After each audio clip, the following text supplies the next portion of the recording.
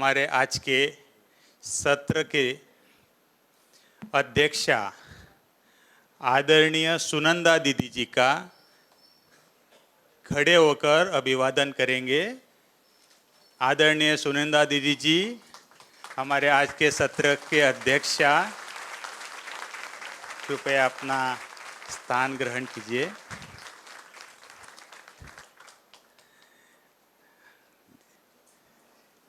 Thank you. हमारे आज के सत्र के विशेष अतिथि भ्राता अतुल मिश्रा जी, जो सीतापुर यूपी से है। अतुल मिश्रा जी, कृपया आपका भी मंच पर हार्दिक स्वागत है। तालियों से आप भ्राता जी का स्वागत करेंगे।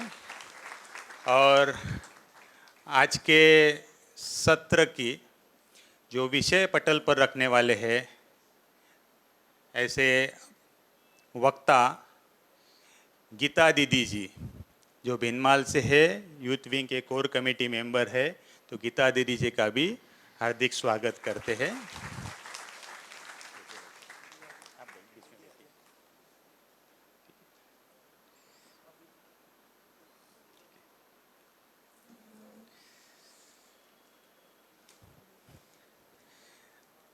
आदरणीय अध्यक्षा महोदया, आपकी अनुमति हो तो सत्र की शुरुआत कीजिए। Thank you.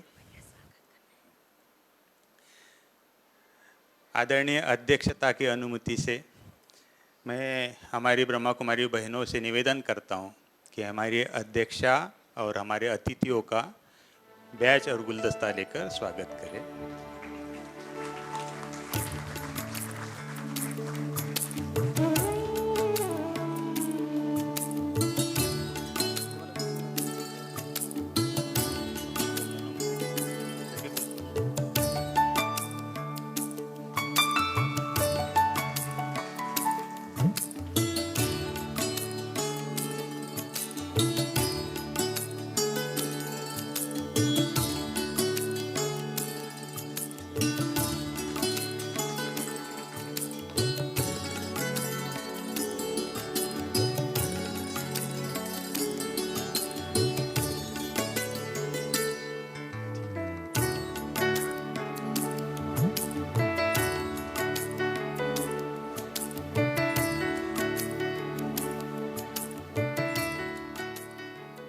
आदरणीय अध्यक्षा जी,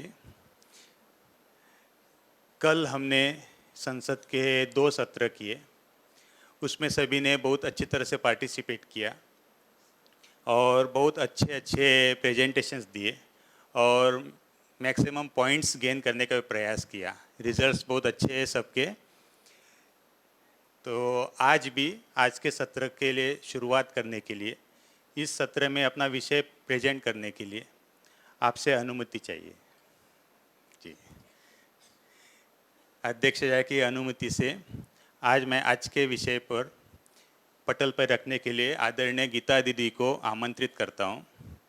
आदरणीय गीता दीदी जी भिनमाल सेंटर से है, राजस्थान में। 86 से इस ब्रह्मा कुमारी सेवा केंद्र पे समर्पित रूप से सेवाएं दे रहे हैं। अनेक क्षेत्र में अनेक ट्रेनिंग्स आदि कराते हैं। साथ साथ अपने क्षेत्र में इन्होंने लगभग 115 जितने हेल्थ कैंप कराए, जो निःशुल्क कैंप करवाए, और कई आत्माओं को उसका लाभ मिला।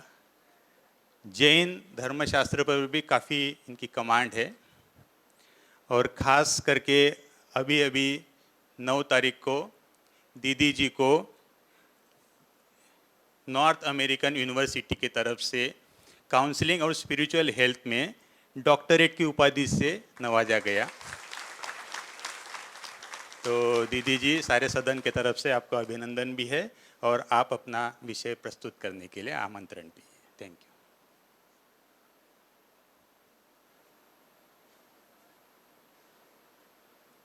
ओम शांति। Good morning. सम्माननीय सदन के अध्यक्ष महोदया, सदन में उपस्थित आज के हमारे अतिथि महोदय, सभा में हमारी प्रेरणा स्रोत ऐसी चंद्रिका दीदी, समस्त दीदियाँ और आप सभी स्पिरिचुअल पार्लियामेंट के माननीय सदस्यगण, आज हम स्वर्णिम भारत की स्थापना में सार्वभौमिक मूल्यों का स्थान, इस विषय को आप सबके लिए सभा में प्रस्तुत कर रहे हैं। ये एक ऐसा विषय है जो हमारी सबकी समस्याओं के समाधान की ओर हमें ले जाएगा। वैसे तो कहते हैं कि सदियों से हम ये प्रार्थना करते आए, असतो मां सद्गमय, तमसो मां ज्योतिर्गमय, मृत्योर्मा अमृतम गमय। ये हमारी दिल की प्रार्थना रही है कि हमें वो सत्य मिले, हमें वो अमरत्व मिले।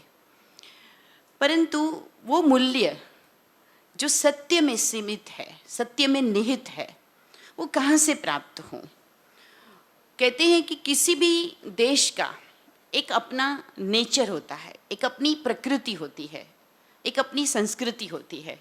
और जैसे किसी यूनिवर्सिटी के अंदर सिलेबस अगर यूनिवर्सिटी बनाती है तो पेपर भी यूनिवर्सिटी निकालती है, और उस पेपर के सारे आंसर्स भी उसी यूनिवर्सिटी के सिलेबस में ही मिलते हैं।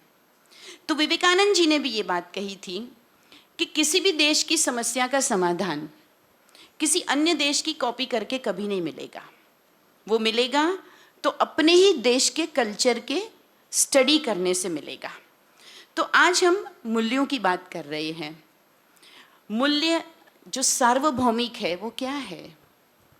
जो सर्वत्र जिनको सम्मति मिली हुई है, रिकॉग्निशन मिली हुई है, वो मूल्य हमारे जीवन के या हमारे समाज के श्रृंगार होते हैं। जब ये दुनिया स्वर्ण युग थी जिसकी हम परिकल्पना कर रहे हैं पुनः लाने की, तब इस दुनिया में क्या था?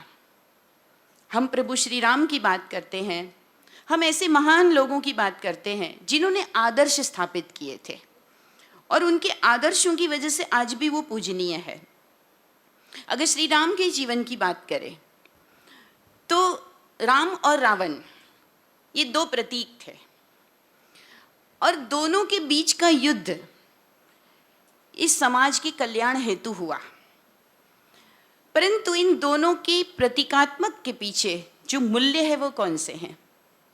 अगर सत्ता देखी जाए तो श्री राम के पास कुछ नहीं थी, वो वन में थे, और रावण सोने की नगरी का राजा था। बल की बात करें तो रावण के पास हजारों राक्षसों का बल था, हाथियों को वो उठा सकता था। श्री राम जिनके पास अपना रथ भी उस समय नहीं था। अगर भक्ति की बात करें तो कहते हैं कि वो परम भक्त कहलाया रावण, जिसने प्रकृति के तत्वों को भी वश कर रखा था और शिव जी को प्रसन्न किया हुआ था। श्री राम एक सिंपल सी अपनी आदर्श जिंदगी बिता रहे थे, लेकिन इन सब में कमतर होने के बावजूद न साथ में कोई सेना, और जो साथी मिले वो भी वानर और भालू। लेकिन अगर जीत हुई श्री राम की तो एक ही वजह थी, उनके पास था चरित्र, और उस चरित्र के सामने रावण की समस्त ताकत परास्त हो गई। यही है भारतीय संस्कृति के मूल्य। भारत कभी भी ये नहीं कहता है कि भोगो, मौज करो। भारत में कहा जाता है तेन त्यक्तेन भुंजिताः, त्याग करके किसी भी चीज का संपूर्ण आनंद मिलता है। ये हमारी यहाँ की मूल संस्कृति के मूल्य है। यहाँ भ्रातृत्व भाव है, हमें सिखाया गया है वसुधैव कुटुंबकम। हम ये नहीं कहते हैं कि हम सब यहाँ मौज करने के लिए आए, हम कहते हैं कि ये परिवार है। और इसीलिए भारत की परिवार प्रथा ने चाहे कितनी भी आर्थिक मंदी आई तो भी भारत को टिका के रखा। दुनिया के जितने भी रिसेशन पीरियड आए, अगर आप उस पर नजर डालोगे तो भारत फिर भी, चाहे कितनी मल्टीनेशनल कंपनीज फेल हो गई, वर्ल्ड बैंक भी जब समस्या का सामना कर रही थी, भारत के व्यक्तियों के पास फिर भी संबल था, क्योंकि यहाँ परिवार होता है और एक दूसरे के लिए जीने की भावना होती है। यहाँ ये नहीं होता है कि जो कमाएगा वो खाएगा। ये भोगवादी प्रवृत्ति हमारी नहीं है। साथ ही भारतीय संस्कृति सहना भवतु सहनो भुनक्तु ये भाव रखती है। तो एक और चीज़ जो हम प्रतिदिन अपनी प्रार्थनाओं में कहते हैं, सर्वे भवन्तु सुखिनः, सर्वे सन्तु निरामया, सर्वे भद्राणि पश्यन्तु, माँ कश्चित् दुख भाग भवेत्। ये सारे मूल्य दर्शाने वाली हमारी अपनी संस्कृति है। और यह जब एक्टिवेट थी तो स्वर्णिम युग था। जैसे जैसे ये संस्कृति विलुप्त होते हम किसी और तरफ गए, वैसे वैसे हमने अपने पतन को देखा है, चाहे वो व्यक्तिगत चाहे सामाजिक विषयों पर। तो अब पुनः जब एस्टैब्लिशमेंट की बात आ रही है, तो चलो राम और रावण के समय की बातें अगर पुरानी हो गई हो, तो एक 80s का उदाहरण मैं लास्ट में देना चाहती हूँ। एक अंग्रेज लेखक ने बहुत सुंदर एक बुक लिखी है जिसमें उसने इन्फोसिस एंड अल कायदा उसके कंपैरिजन की एक बात कही है। बहुत अजीब सी बात लगती है, पर ये दोनों का ही उदय 80 to 85 के बीच में हुआ। इन्फोसिस के पास भी यूथ का एक बहुत बड़ा ग्रुप है, क्रिएटिव है, कमिटेड है, और धीरे धीरे करके इन्फोसिस पूरे विश्व में पहुंचा। नारायण मूर्ति जी के द्वारा भारत में स्थापित हुआ, हम सब जानते हैं। अल कायदा भी एक छोटा सा संगठन, Osama bin Laden electronic engineer, Narayan Murthy भी इंजीनियर, दोनों के द्वारा युवाओं को प्रेरित किया गया। लेकिन एक समय आया जब इन्फोसिस में प्लेसमेंट के लिए अमेरिका से यूथ भारत में आता है, लेकिन अल कायदा के सरगना को ख़त्म करने के लिए अमेरिका की फ़ौज पाकिस्तान में आती है। ये दोनों के पीछे फ़र्क क्या था? दोनों के पास संगठन था, दोनों के पास कमिटेड यूथ थे। अंतर क्या था? क्या था? मूल्यों का। किसको मोटिवेशन कैसा मिला? भीड़ का हिस्सा बनने की ज़रूरत नहीं है। मोटिवेशन क्या है हमारे पीछे?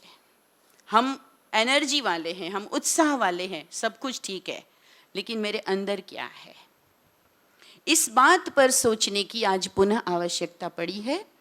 एक छोटी सी बात, एक बार एक व्यक्ति हाथ में चाय पकड़ के खड़ा है, पीछे से कोई धक्का लगाता है, चाय गिरती है, उसके कपड़े गंदे हो जाते हैं।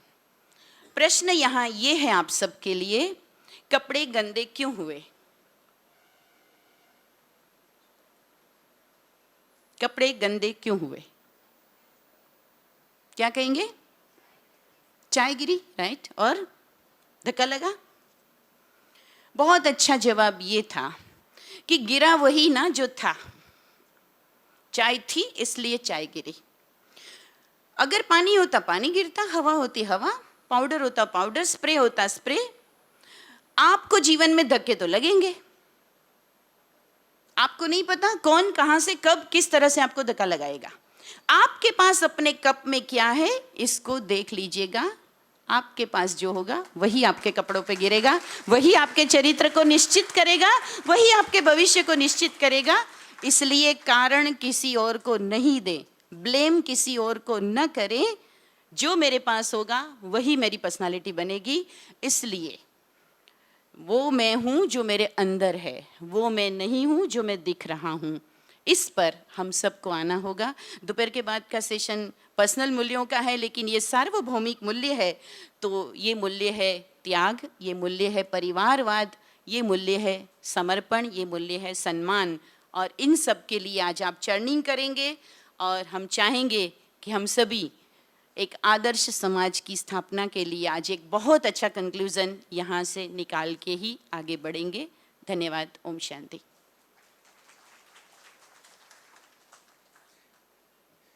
बहुत बहुत धन्यवाद दीदी जी। बहुत अच्छी तरह से स्पष्ट और सरल भाषा में हमें मूल्यों की परिभाषाएं डिफाइन की। बहुत बहुत धन्यवाद। अभी हमारा दीदी अध्यक्षा जी अभी आपस में चर्चा के लिए अगर आपकी अनुमति हो तो हम चर्चा के लिए प्रस्ताव करें। अध्यक्षा की अनुमति से हम चर्चा के लिए आगे बढ़ते हैं।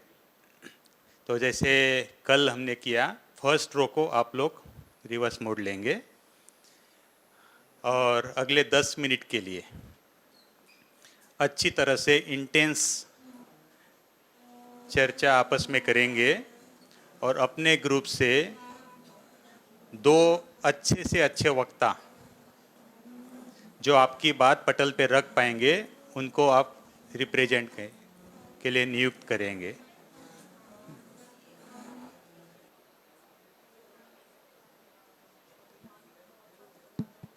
ओम शांति।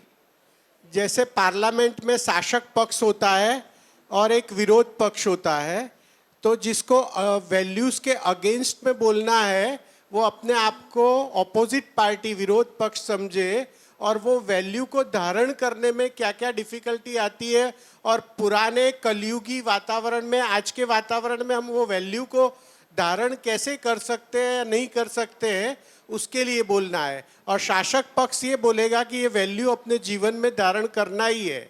तो जैसे पार्लियामेंट में 2 पक्ष होते हैं, शासक और विरोध पक्ष, ऑपोजिट पार्टी, तो जो जिसको अगेंस्ट में बोलना है ना वो हम एकदम आलोचना के लिए तैयार रहे कि जैसे समझो सत्यता हो तो कि कलयुग में सत्य तो हम रह ही नहीं सकते, सत्यता के लिए बहुत तकलीफ होती है, ये तो ऐसे करके आलोचना करनी है वो वैल्यूज की। ठीक है, ओम शांति। और किसी को कुछ समझ में नहीं? हाँ नहीं, 3 मिनट 3 मिनट जो वैल्यूज है उसके फेवर में बोलेंगे शासक पक्ष वाले, और विरोध पक्ष वाले वही वैल्यू की विरोध में बोलेंगे ऑपोजिट में कि भाई ये नहीं हो सकते हैं। दोनों यहीं पे माइक पे रहेंगे, 2 लोग ही बोलेंगे, ऐसा नहीं पूरा ग्रुप आवे और कोई एक्टिविटीज दिखावे, वो कोई जरूरी नहीं। हाँ, सेम टाइम नहीं, उसका पूरा होने के बाद में वो करेंगे ना। आमने सामने डिबेट में तो फिर 3 मिनट में तो नहीं हो सकता है। और किसी को कुछ पूछना है इसके बारे में? क्योंकि पार्लियामेंट तो वही होता है कि जहाँ दोनों पक्ष बैठते हैं, शासक पक्ष और विरोध पक्ष। तो मूल्यों तो है ही है जीवन में, लेकिन वो धारण क्यों नहीं कर पाते हैं वो हमें बताना है।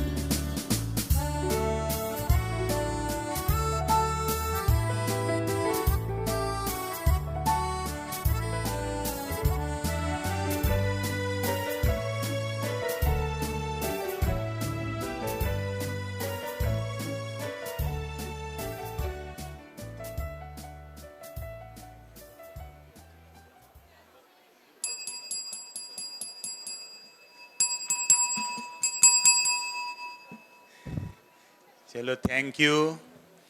अपनी चेयर्स को फिर से पूर्ववत कर दीजिए। 1 मिनट के लिए, 1 मिनट के लिए एकदम शांत, अपने अंदर की यात्रा कीजिए, बाह्य रूप से एकदम शांत।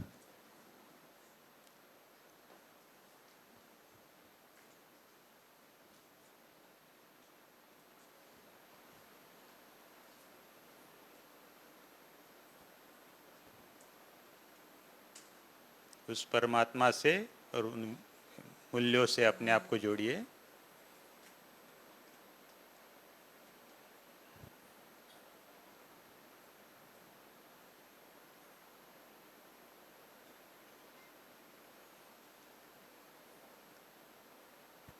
Thank you. अध्यक्ष महोदया, हमारे सम्मान्य सदस्यों द्वारा प्रस्तुतिकरण की अनुमति। Thank you. हमने जो चर्चा की है, तो यहाँ से आपकी वैल्यू का नाम हम पुकारेंगे। जैसे वैल्यू का नाम पुकारेंगे, आप दोनों ग्रुप माइक पे आएंगे। आपको कुल 6 मिनट मिलेंगे, लेकिन एक ग्रुप को मैक्सिमम 1 मिनट मिलेगा। उससे पहले अगर बात पूरी करना चाहे तो कोई हर्जा नहीं है, नेक्स्ट टाइम और चांस मिलेगा। तो 1 मिनट 1 मिनट इस तरह से हम आपस में डिबेट कर सकते हैं। सबसे पहला ग्रुप रिस्पेक्ट वाले, हर ग्रुप से 2 लोग माइक पे आएंगे।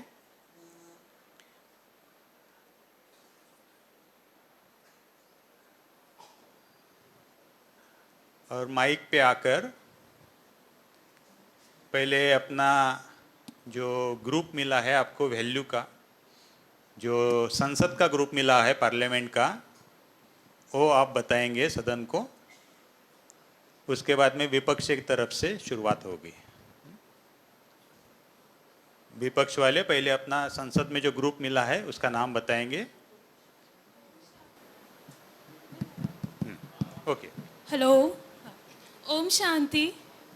मैं हनी बंसल अपने सिंप्लिसिटी ग्रुप की तरफ से अध्यक्ष महोदय से अनुमति लेती हूँ कि हम अपने ग्रुप की तरफ से रिस्पेक्ट का अपोजिशन, अपने पॉइंट्स आगे रखना की अनुमति स्टार्ट करते हैं। ठीक है। अगर हमें किसी को रिस्पेक्ट देना होता है तो हम हमेशा उसे एक फॉर ग्रांटेड वे में लेने लगते हैं कि हम क्यों उसको रिस्पेक्ट दें और क्यों हमें उसको रिस्पेक्ट देनी चाहिए। मतलब हमारा स्टेट ऑफ माइंड ऐसा क्यों आ जाता है कि हम पहले क्यों रिस्पेक्ट दें सामने वाले को। Om Shanti, honourable speaker sir and members of the parliament. हमें ये पता होना चाहिए कि हम जो देंगे वही हमारे पास वापस आएगा, जो हम देंगे वही हम वापस पाएंगे। हम ह्यूमिलिटी ग्रुप के तरफ से आए हैं। हमारा टॉपिक रिस्पेक्ट है और हम उसके सपोर्ट में बोलने वाले हैं। तो हम बोलना चाहेंगे कि हमारी जो दुनिया है वो इकोसिस्टम में चलती है। तो जैसे इकोसिस्टम में एक साइकिल होता है, वैसे रिस्पेक्ट का भी एक साइकिल होता है।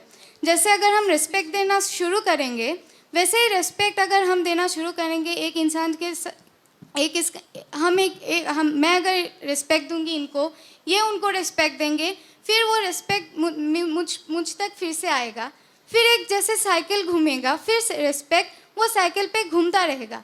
तो जितना हम रिस्पेक्ट आपको देंगे वही रिस्पेक्ट शायद मुझ तक फिर से आएगा।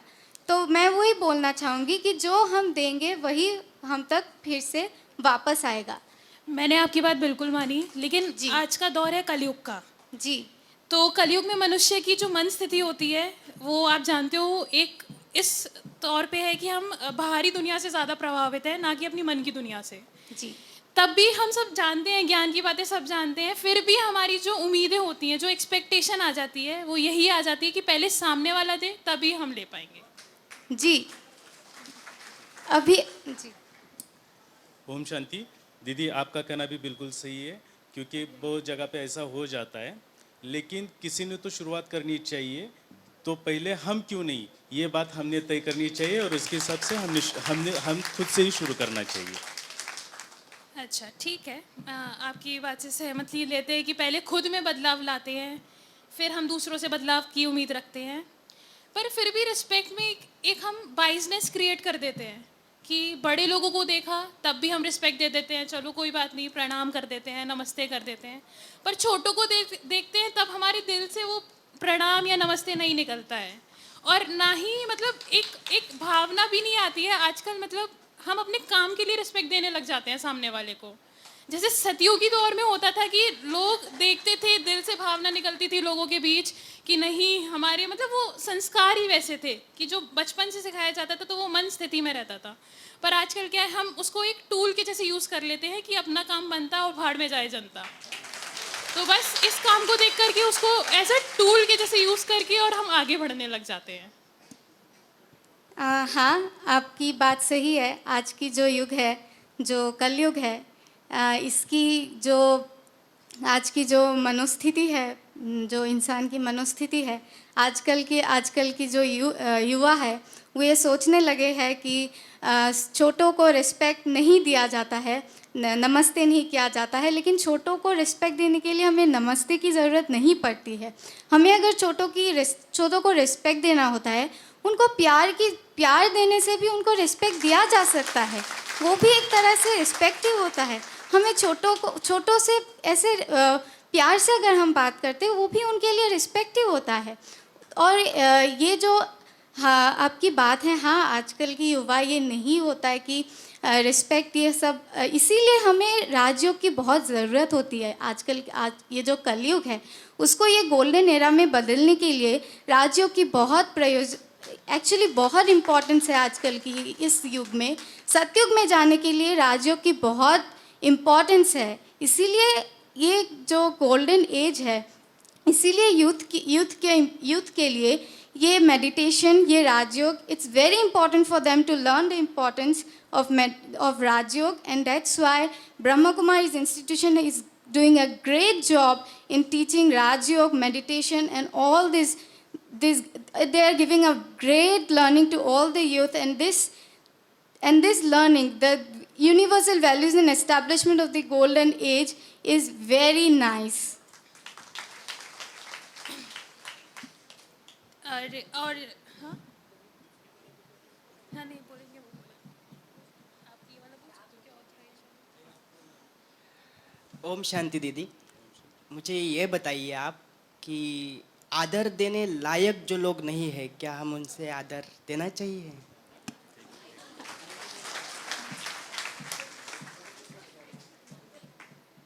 सबसे इम्पोर्टेंट बात यह है, जो आदर देने लायक नहीं है उसकी बात सुननी चाहिए या नहीं चाहिए, या उसको रिस्पेक्ट देना है या नहीं देना है। पहले तो हम स्व परिवर्तन की बात पहले हमने की थी। तो अगर हम में अच्छाइयाँ है तो उसका इम्पैक्ट वो दूसरे वाले पे होना चाहिए। उसके हिसाब से अगर हम उसमें बुराई है तो उसके वजह से उसके तरफ अगर हम उसकी तरफ ध्यान ही ना दे तो वो कभी अच्छा ही नहीं होने वाला है। तो एक प्लस पॉइंट, पॉजिटिव पॉइंट हमारे दिल में रहना चाहिए कि उसको भी सुधारना ये मेरी जिम्मेदारी है, तो उसके हिसाब से हमें प्रयास करना चाहिए और उसके लिए भी हमें अच्छा ही सोचना चाहिए, अच्छा ही उसको देना चाहिए।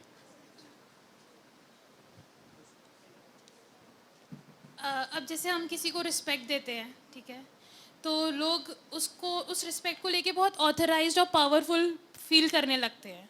तो कभी कभी ना उस सिचुएशन में क्या होता है, जो रिस्पेक्ट दे रहा होता है ना, उसको बहुत बड़ा डिसएडवांटेज हो जाता है और लोग उसका फ़ायदा उठाने लगते हैं।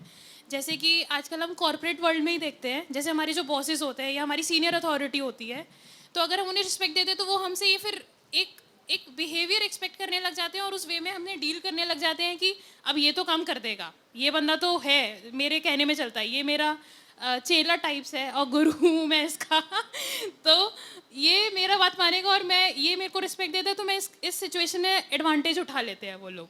तो उन सिचुएशन के लिए उस रिस्पेक्ट में वहाँ पर वो रिस्पेक्ट एक ऐसा वेपन, मतलब उन लोगों के लिए वो लोग यूज़ करने लग जाते हैं,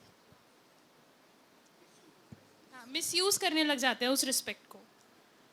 पहली बात यह है कि कॉरपोरेट सेक्टर में हम जब भी एज अ बॉस हम काम करते हैं तो परमानेंटली हम ग्रांट ऐसा ही समझ लेते हैं कि हमारे जो सबऑर्डिनेट्स है कोऑर्डिनेट्स है वो हमें सपोर्ट ही करेंगे, ऐसा हम ग्रांटेड हमारा पोजीशन रहता है। लेकिन फिर भी हमें उनको सपोर्ट करके उनसे जो भी हम काम करवाना चाहते हैं वो प्यार से उनसे बोल के करवाना चाहिए। Thank you. Om Shanti.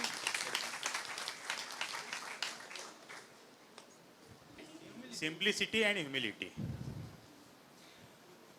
Next value है हार्मनी। हार्मनी वाले दोनों ग्रुप सामने आएंगे। सबसे पहले अपने पार्लियामेंट ग्रुप का नाम बताएंगे, फिर अपनी बात शुरू करेंगे। मैं शुरू करना चाहूंगी एक 4 पंक्तियों से। एकता की मांग है, एकता की जरूरत, पर ना मिलते हमारे संस्कार, ना मिलते हमारे मत। मन में दूरियां इतनी है बड़ी हुई। घर का कोई आगे बढ़ा तो मुझे जरा सी भी ना खुशी हुई। मुझे इंडिपेंडेंस चाहिए, मुझे प्राइवेसी चाहिए। जॉब अपॉर्चुनिटीज़ मुझे बाहर मिली तो तोड़ देंगे हम घर के पहिए। तो बहुत सारी चीज़ें हैं जो कि एकता में हिंड्रेंस हैं। लाइक जैसे कि हमारे संस्कार नहीं मिलते। जैसे हम इंडिविजुअल लेवल पे बात करें, जॉइंट पहले क्या होता था कि है ना अपनी जॉइंट फैमिली होती थी, उसके बाद है ना ये टूट गई और है ना अपनी न्यूक्लियर फैमिली स्टार्ट हो गई। तो हम एकता नहीं है क्योंकि फैमिलीज ही टूट रही हैं। ओम शांति। जैसे दीदी ने बोला फैमिलीज टूट रही है, तो हमारी इनर वर्ल्ड कहीं ना कहीं वीक है, तो हमको स्टार्ट करना पड़ेगा पहले अपने इनर वर्ल्ड से, by creating a positive thoughts, positive attitude towards our self. हम खुद से चालू करेंगे तो ही हम सबको परिवर्तन कर सकते हैं। तो ये चीज़ें हम खुद से स्टार्ट करेंगे। माय डियर फ्रेंड, आप एकदम सही कह रहे हैं, हम आपके बातों से भी सहमत हैं, लेकिन जो आपकी सोच है वो आज की जो परिस्थितियां हैं ना उसको सही से एडजस्ट नहीं कर सकती हैं। आपके हिसाब से फैमिलीज न्यूक्लियर नहीं होनी चाहिए जैसा मेरा मानना है, लेकिन आज की ज़रूरत सिर्फ न्यूक्लियर फैमिली ही है, क्योंकि पहले एक जॉइंट फैमिली हुआ करती थी, तब सभी लोग साथ में मिलकर रहा करते थे। आज की डेट में वो पॉसिबल नहीं है। पहले 5 भाई हुआ करते थे, सबको अलग अलग काम बांट दिए जाते थे। आज 5 भाई अलग अलग हैं, वो अलग अलग जॉब करते हैं, किसी की जॉब महाराष्ट्र में, किसी की जॉब गुजरात में है, तो फैमिलियाँ बहुत न्यूक्लियर हो चुकी हैं, तो अब वो चीज़ पॉसिबल नहीं रह जाती। ओम शांति। हम लोग करेज ग्रुप से हैं। जैसे आपने बोला कि हम लोग न्यूक्लियर फैमिली हैं, न्यूक्लियर रहना पसंद करते हैं। अगर हम लोग एक ही स्टेट में रह रहे हैं, अगर हम लोग को साथ में रहना है, तो हमको पहले अपने मन की शांति करनी पड़ेगी। हम लोग उसके प्रोसेस चालू करने के बाद हम लोग का एक्सटर्नल जो सुख मिलेगा, तो हम लोग उससे अपने परिवर्तन कर सकते हैं, घर में भी और बाहर भी। तो हमारा सब डिपेंड करता है हमारे ऊपर, कैसे हम अपने आप को सेल्फ डेवलप कर रहे हैं। इसलिए सबसे पहले मेडिटेशन कीजिए, अपने आप को डेवलप कीजिए, फिर आप खुद से डेवलप करने के बाद तो आपका जो परिवर्तन है खुद ही खुद ऑटोमेटिकली होते जाएगा। दोस्त, आपकी बातों में भी मुझे सेल्फ नज़र आ रहा है। आप भी अपने बारे में ही सोच रहे हैं। जब आप अपने बारे में सोच रहे हैं तो एकता कहाँ चली गई इसके अंदर? एकता तो कहीं नज़र ही नहीं आई ना मेरे को। मैं भी वही कहना चाह रहा हूँ एग्जैक्टली कि आज सभी लोग अपने बारे में सोच रहे हैं, ना कि दूसरों के बारे में, ना कि फैमिली के बारे में, क्योंकि सर्कमस्टेंसेस ऐसे क्रिएट हो चुके हैं आज की डेट में कि हम सिर्फ अपनी ज़िंदगी जीना चाहते हैं। मैं आपको एक एग्जाम्पल के साथ बताना चाहता हूँ। ये मैं भी जानता हूँ कि जो पूरा हाथ काम कर सकता है वो एक उंगली काम नहीं कर सकती है, लेकिन आज की डेट में वो पॉसिबल है, क्योंकि पहले पूरा घर मिलके खेत जोतता था, आज अकेली मशीनरी खेत जोत रही है। तो समय के साथ साथ डेवलपमेंट सर नीड, उसको अपन झुटला नहीं सकते हैं। इसलिए मैं कहीं भी ये नहीं बोलूँगा कि आप गलत हैं, लेकिन जो हो रहा है वो भी काफ़ी हद तक सही है। आप जो बोल रहे हैं उससे हम डिसएग्री तो नहीं करेंगे, बट आप बोल रहे हैं हम खुद के बारे में सोच रहे हैं। आप खुद से शुरू करेंगे तभी दूसरों के बारे में सोच पाएंगे। फर्स्ट खुद को हील करना पड़ेगा, तब हम किसी और की हीलिंग के बारे में सोच सकते हैं, है ना। तो आप जैसे बोल रहे हैं फैमिलीज न्यूक्लियर होते जा रही है, डिमांड्स बढ़ते जा रहे हैं, तो डिमांड्स तो हमेशा ही बढ़ते रहेंगे, चैलेंजेस हमेशा ही आते रहेंगे। उस चैलेंज को ओवरकम करने के लिए पहले हमारा मेंटल स्टेट होना चाहिए, हमारे अंदर एक पॉजिटिविटी होनी चाहिए, हमारे अंदर टॉलरेंस पावर होना चाहिए, ताकि हम वो चैलेंजेस को ओवरकम कर सके। अगर हमारे अंदर वो नहीं होगा तो हम न्यूक्लियर फैमिलीज़ क्या, हम सेपरेट रहना भी स्टार्ट कर देंगे। तो हमको हमारे लिए पहले काम करना ज़रूरी है, फिर हम दूसरों के लिए काम कर सकते हैं। जो आप कह रहे हैं वो भी सही है, गलत तो कुछ भी नहीं है, लेकिन हम एग्री इसलिए नहीं करेंगे क्योंकि नीड नहीं है। मतलब नीड है लेकिन कबूल नहीं है, चाहता नहीं है कोई मन से ऐसा करना। आपने कहा कि मिलके साथ रहना चाहिए, हमको कोई दिक्कत नहीं है, लेकिन आज के सामाजिक मूल्यों को देखते हुए सामाजिक स्तर पे वो चीज़ पॉसिबल क्यों नहीं है? क्योंकि हम जब बच्चा पैदा होता है, पैदा होने के बाद वो स्कूलिंग स्टार्ट करता है ना, तो उसको डे 1 से कंपटीशन सिखाया जाता है कि बेटा कंपटीशन कर, नहीं करेगा तो पीछे रह जाएगा, कंपटीशन कर। इसके लिए तुझे अगर हमको भी छोड़ना पड़ेगा तो हमको छोड़, चला जा यहाँ से, लेकिन कंपटीशन कर। एग्ज़ाम में फर्स्ट आ, ट्यूशन जा, 5 घंटे पढ़, 15 घंटे पढ़, 18 घंटे पढ़। तू जो बोलेगा तेरे को हॉस्टल में भी डाल देंगे, हमें कोई दिक्कत नहीं है, हमसे दूर रहना सीख जा, लेकिन क्योंकि वही तेरे लिए बेस्ट है। क्योंकि आगे जाके बहुत तेरे को अपनी लाइफ जीनी है ना, तो तेरे को वैसा बनना पड़ेगा जैसा ये समाज चाहता है। हम समाज को ही बदलने निकले हैं ना, तो हम खुद को नहीं बदलेंगे तो समाज कैसे बदलेगा? जब आपकी दोस्त समाज सुनेगा तब आप उसको बदलेंगे ना, जब सुनाना सुनेगा ही नहीं नहीं है, समझाना वो है। सुनेगा ही नहीं तो आप बदलेंगे कैसे उसको? वो चाहता ही नहीं। जब आप समाज अपने माँ बाप की नहीं सुनता तो आप तो बहुत दूर की बात है। सर आप जैसे बोल रहे हैं ना कि बच्चों को हॉस्टल में डाल दो, मैं खुद एक हॉस्टलाइट स्टूडेंट हूँ, मैं खुद बाहर रह के पढ़ती हूँ। बाहर रहना इतना इजी नहीं होता अगर आपका फैमिली सपोर्ट नहीं है ना। आप जैसे बोल रहे कि बोल दो घर वालों को कि भाई हमको बाहर रहना है, छोड़ दो, ऐसा नहीं होता, हम छोड़ नहीं सकते। इस बात में भी आपका सेल्फनेस आपको नजर नहीं आ रहा? आ रहा है ना? काफी हद तक मुझे ऐसा लगता है, शायद मेरे सभी दोस्त एग्री करेंगे ना कि आप भी थोड़े थोड़े सेल्फिश हैं। अगर आप नहीं होते तो अपने माँ बाप के साथ रहते। मैं तो हॉस्टल आइट हूँ ना, मैं ये बोल रही हूँ कि विदाउट फैमिली सपोर्ट तो आप बाहर भी नहीं रह सकते। मेरा कहना ये है मेरे दोस्त कि आज की डेट में वो चीज़ पॉसिबल नहीं है, क्योंकि हमको एक ऐसी स्ट्रक्चर बना के दिया हुआ है जिसको चेंज कर पाना तो पॉसिबल नहीं है। हाँ, चेंज करवाना पॉसिबल है अगर आप अपने फैमिलीज को आध्यात्मिक तरफ मोड़ दें और खुद भी मुड़ जाएं, हम तो पहले पॉसिबल है। आपको स्टार्टिंग हर चीज़ पॉजिटिविटी possible से की थी हमने पहले ही थॉट ये दिया था कि चेंज योर पॉजिटिव एटीट्यूड, आप चेंज मैं पहली बार में तो नहीं कबूल कर सकता अपोजिशन में। आप चलो टाइम हो गया, चलो thank you. Om Shanti. Thank you so much, thank you so much, thank.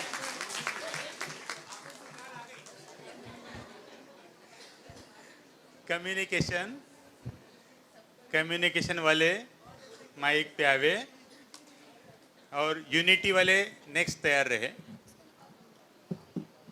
Unity group वाले नेक्स्ट तैयार रहेंगे। पहले अपना ग्रुप का नाम बताएंगे, पार्लियामेंट ग्रुप का, उसके बाद में शुरू करेंगे। मेरा नाम खुशी है, मैं पीस ग्रुप की तरफ से यहाँ उपस्थित अध्यक्ष महोदय तथा जूरी मेंबर का मैं हमें अनुमति देने के लिए धन्यवाद करती हूँ। आज के युग में स्वर्णिम युग स्थापित करना असंभव है, क्योंकि लोगों के पास टाइम ही नहीं बचा है कि वो एक दूसरे को सुन सके। बेफालतू की चीज़ों में घुसे जा रहे हैं बस, उन्हें इधर उधर का कुछ है ही नहीं कि दुनिया में क्या चल रहा है, किससे बात करनी है, क्या तरीका है बात करने का, कुछ नहीं बचा है। बस अपने मोबाइल में अपनी ही दुनिया में हैं बस वो लोग। सभी को ओम शांति। अध्यक्ष महोदय को मेरा नमस्कार। मैं विजीत श्रीवास्तव और मेरी साथी दुर्गा फेथ ग्रुप को रिप्रेजेंट कर रहे हैं। आपने जो क्वेश्चन पूछा सांसद महोदया, बहुत ही सही है और उचित है आज के परिप्रेक्ष्य में, परंतु हमारे ग्रुप का नाम है faith. We start from faith, आशा, और जगत का मर्म है आशा। आशा अगर आपके अंदर होगी ना तो आपके व्यक्तित्व में, आपकी वाणी में आशा की जो छवि है वो झलकनी शुरू हो जाती है। और सबसे मेन पॉइंट, अगर हम फेथ के साथ अगर बात करें ना, जैसे कि रहीम ने कहा है कि रहीमन जीवा बावरी कह गई सरग पताल, आपू तो भीतर गई जूती खाद कपार। तो ये अगर सभी लोग अपने मन में रखेंगे तो हमेशा आपकी वाणी और जो आपके व्यूज़ हैं वो स्पष्टता के साथ बाहर आएंगे। सो ये आपके क्वेश्चन का आंसर है। बहुत गंदा हो चुका है। अगर कोई उनसे बात भी करना चाह रहा है ना, तो उन्हें बिल्कुल लेना देना ही नहीं कि वो क्या बोल रहा है। तो सामने वाला उनको कैसे समझाएगा कि क्या करना है, कैसे करना है? उनको तरीका इतना गंदा हो चुका है, वो कुछ समझते ही नहीं है अपने आप से ज़्यादा दूसरे को, सामने वाले को। तो कैसे स्थापित करेंगे हम स्वर्णिम योग? वही अपना काम है कि हमें समझाना है। कम्युनिकेशन इसीलिए इम्पॉर्टेंट है कि अगर हमने अपनी बात पहले बताई नहीं तो उनको पता नहीं चलेगा। तो हमें उनको ये बताना है कि हम सही है, तो लाइक उनको समझाना है। आपने जो बोला कि उनको आइडिया नहीं आ रहा है कि बैड, उनका लैंग्वेज बैड हो गया ना, आप ये बता रहे हो, तो हमें इम्प्रूव करना है उनके लैंग्वेज को। उसे हमसे ही स्टार्ट करना है, क्योंकि अभी अगर हम वो बुरे हैं और हमने ऐसे सोचा कि उनका लैंग्वेज बुरा है और हम भी अगर वही टोन में किए तो इट वोंट बी गुड। हम सच बताएंगे, अच्छा बताएंगे, तो वो हमसे सीख के वो भी अच्छा ही करेंगे। स्टार्टिंग कहाँ से होती है? हमारे पेरेंट्स से। लेकिन लोगों के पेरेंट्स की ही नहीं सुन रहे हैं। वो कहाँ से स्टार्ट करेंगे? पेरेंट्स से स्टार्टिंग होती है ना हमारी लाइफ की। जब उनके पास पेरेंट्स तक के लिए टाइम नहीं है तो कैसे करेंगे? फोन में ही घुसे जा रहे हैं अपने, और फालतू के लोगों की चीज से बात करें, कैसे, कहाँ से लाओगे? बात तो आपके बिल्कुल सही है। हम आज के डेट में फ़ोन में ही घुसे जा रहे हैं, लेकिन फ़ोन में घुसना और घर में घुसना और अपने मन के अंदर घुसना, इन तीनों चीज़ों में बड़ा डिफरेंस है। फ़ोन आप 3 जगह यूज़ नहीं कर सकते। आप फ़ोन का जो आपका कंटेंट है वो आपके घर में बदल जाता है। अगर मैं खुद का एग्जांपल लूँ, या आप में से कितने मेरी बात से सहमत है, जरा अपना हाथ उठाइएगा कि आप यहाँ पर जो देख रहे हैं अपने फ़ोन में कंटेंट, और यही ब्रह्म कुमारीज़ के बाहर जाकर ट्रेन में जो आप कंटेंट देखेंगे, क्या वो सेम होगा? हो सकता है कभी? बिल्कुल नहीं हो सकता। और आपकी मनोस्थिति और आपका वातावरण यह डिसाइड करता है। वही मैं कहना चाहता हूँ कि आपकी फैमिली यानी हमारे माता पिता, अगर हम बदलाव करना शुरू करेंगे, हम युवा हैं, हम क्या है, हमारे अंदर इच्छा शक्ति की कमी नहीं है। यही हमें 3 दिन से बताया जा रहा है कि we can make a change. तो हम चेंज करेंगे तो माता पिता देखेंगे कि अरे बच्चा कहाँ से सीख कर आ गया, अरे यार ये तो बड़ा अच्छा है। अरे जैसे हम कंपेयर करते हैं कि इनका बेटा NIT में एडमिशन ले लिया तो बेटा तुम भी करो। अगर हम यहाँ से कुछ बढ़िया सीख कर जाते हैं तो पड़ोस में ये ज़रूर चर्चा होगी कि ये कहाँ से सीख कर आया है भाई, ये बताओ।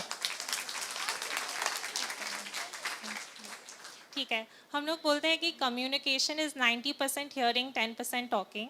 और अभी हम लोग को लग रहा है कि लोग बस 10% टॉकिंग करना चाहते हैं, कोई किसी को सुनना नहीं चाहता है इस ज़माने में। तो आप कैसे बोल सकते हैं कि इस ज़माने का कम्युनिकेशन सही है? और आप फ़ोन की बात कर रहे हैं, कम्युनिकेशन तो 2 लोगों के बीच में होता है। अगर सब फ़ोन पे लगे हुए हैं, हम लोग किसी भी रेस्टोरेंट पे जाते हैं, बच्चे फ़ोन पे लगे हुए हैं, माँ बाप भी फ़ोन पे लगे हुए हैं, तो इस ज़माने में कम्युनिकेशन कहाँ पे होता है? और लोग बोलते हैं किसी से बात करने से अच्छा हम लोग चुप ही रहें, क्योंकि बात करेंगे तो झगड़ा हो जाएगा। तो इस ज़माने में चुप ही रहना बेहतर है।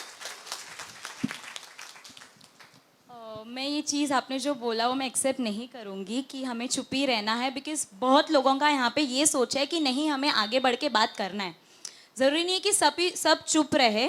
और मैं तो ये बोलूँगी कि अगर हम बात करें तो हम आइडियाज़, अपने पास क्रिएटिव आइडियाज़ आएंगे, तो हम एक दूसरे से बात करेंगे, तब हम जाके बाहर निकल पाएंगे।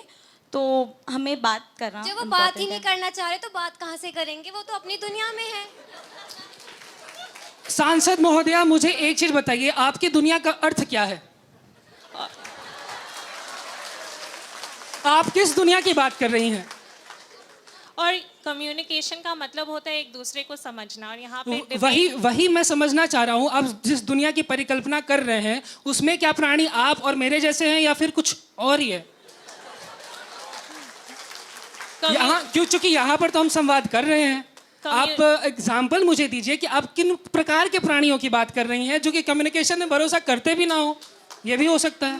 मैं अपने रूम में जाके बंद हो जाती हूँ कि मैं मम्मी से बात करूंगी, झगड़ा हो जाएगा, कोई किसी को समझना तो आप कुछ जरूर बाहर गलत करके आए होगे ना? नहीं, इस ज़माने में मैक्सिमम लोग ऐसे हैं, युवा, आजकल लोनलीनेस इतना बढ़ गया है, और ये आप गवर्नमेंट के रिपोर्ट्स में भी पढ़ सकते हैं कि यूके के गवर्नमेंट में लोनलीनेस का एक मिनिस्टर अपॉइंट किया है, क्योंकि इस ज़माने में लोनलीनेस युवाओं में इतना ज़्यादा हो गया है क्योंकि ठीक से कम्युनिकेशन ही नहीं होता। यहाँ पे आप ये नहीं बोल सकते कि हम लोग किसी और दुनिया के, हम लोग इसी दुनिया में हैं, इसी दुनिया में लोनलीनेस भी है, इसी दुनिया में कोई किसी से ठीक से कम्युनिकेट भी नहीं करता है। इस दुनिया में कम्युनिकेशन करना असंभव है। बहुत बहुत अच्छा। और मैं इस पर ना एक एग्जाम्पल के साथ अपनी बात को रखना चाहूँगा। आप सभी कहीं भी बैठते होंगे, कुछ भी करते होंगे, तो अगर एक एग्जाम्पल मैं लेता हूँ, मैं आपसे बात कर रहा हूँ, पता है वो पी रहा है, पता है वो पी रहा है, अरे यार वो पी रहा है। आपने देखा तीन एक्सप्रेशंस, इससे आपको क्या समझ में आता है? अरे यार वो पी रहा है, तो कुछ बढ़िया पी रहा है। अरे यार वो पी रहा है, आपको क्या लगेगा? शराब पी रहा है।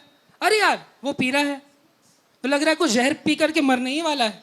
तो ये डिपेंड करता है कि आप किस तरह के कम्युनिकेशन को क्या डिलीवर कर रहे हैं उस बात के साथ। तो वो चीज़ क्लियर होनी चाहिए, करेक्ट होनी चाहिए, कंप्लीट होनी चाहिए, कंसाइज भी होनी चाहिए, और साथ ही साथ उसकी जो बैकिंग है, यानी आपके कहने का जो तरीका है ना, वो आपके अंदर आपका जो व्यक्तित्व है और आपकी जो स्थिरता है, आपके व्यक्तित्व की जो स्थिरता है वो दर्शाता है। तो यह चीज़ें ना काफ़ी महत्वपूर्ण होती हैं। तो इसके साथ मैं अपना दुर्गा अपनी बहन को अपना आगे की बात रखने की thank you. Thank you. Thank you. Om Shanti.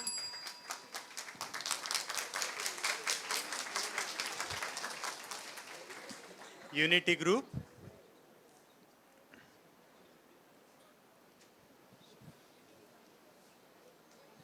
Harmony. Om Shanti. माननीय अध्यक्ष महोदय, ज्यूरी,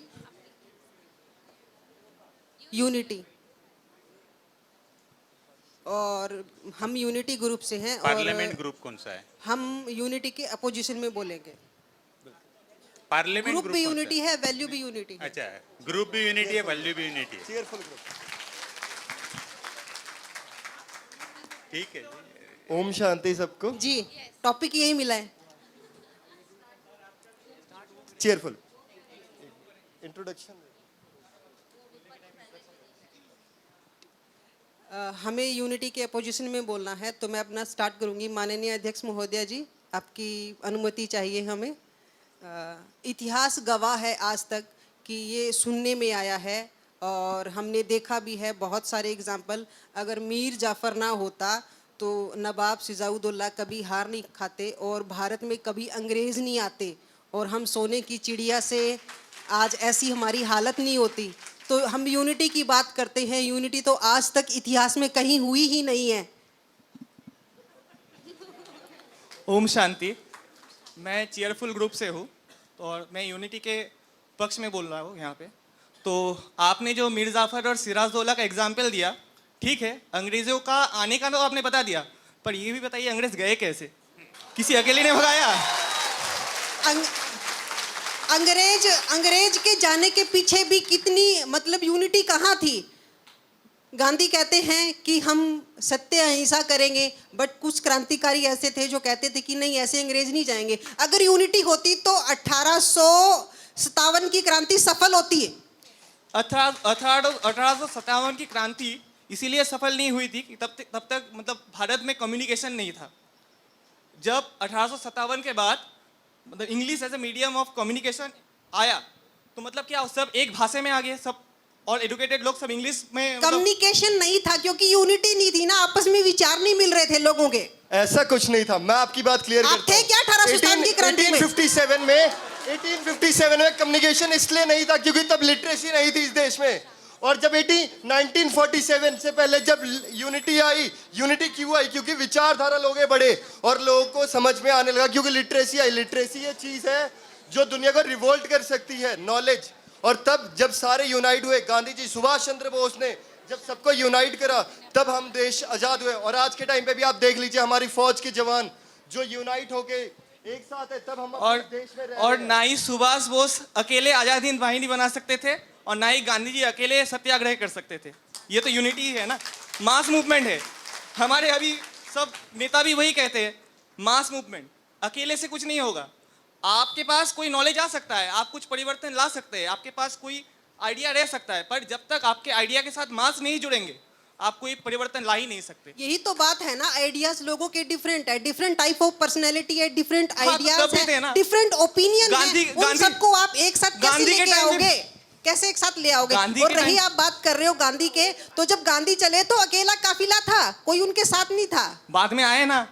बाद में कितने के आए? आप थे उनके उस टाइम? मैं तो नहीं था, पर मेरे ही पूर्वज थे मेरे ही पूर्वज थे। और रही आज के जमाने की, हम अभी कलयुगी इंसान हैं। बच्चे लोग अपने माँ बाप के बारे में भी नहीं सोच रहे, और सबसे बड़ी समस्या यूनिटी में ये है। आप इसका क्या समाधान निकालेंगे? पहले दादी नानी के पास बैठते थे तो कहानियां सुनते थे, अब हम हमारे व्हाट्सएप पे चैट करते हैं, ट्विटर चलाते हैं, इंस्टाग्राम चलाते हैं, फेसबुक चलाते हैं। यूनिटी कहाँ है परिवार में? नहीं है, तभी तो कलयुग है ना। आपको सतयुग लाना नहीं है क्या? कैसे लाओगे, वही तो पूछना है ना। यूनिटी है कहाँ? कलयुग क्यों नहीं? आप ही ने कहा यूनिटी नहीं है इसलिए कलयुग है, या फिर कलयुग है इसलिए यूनिटी नहीं तो है? यूनिटी इसीलिए नहीं है ना कि हम फोन में घुस गए हैं। तो हमें यूनिटी के जो बेनिफिट्स है, जो एडवांटेजेस, वो समझने होंगे। देखिए, हर चीज का एडवांटेज और डिसएडवांटेज दोनों ही होता है ना। बताइए जी आप एडवांटेज। एडवांटेज ये बताएंगे। तो यूनिटी के बहुत सारे एडवांटेजेस हैं। अगर हम एक ग्रुप का कोई भी काम कर रहे हैं तो सबसे पहले चीज आइडियाज कलेक्ट होते हैं, जिससे बहुत सारी चीजें इजी होती हैं करना, काम करना, जहां इजी idea सक्सेस collect- मिलता है। सुनिए, पहले मेरी बात कंप्लीट होने दीजिए।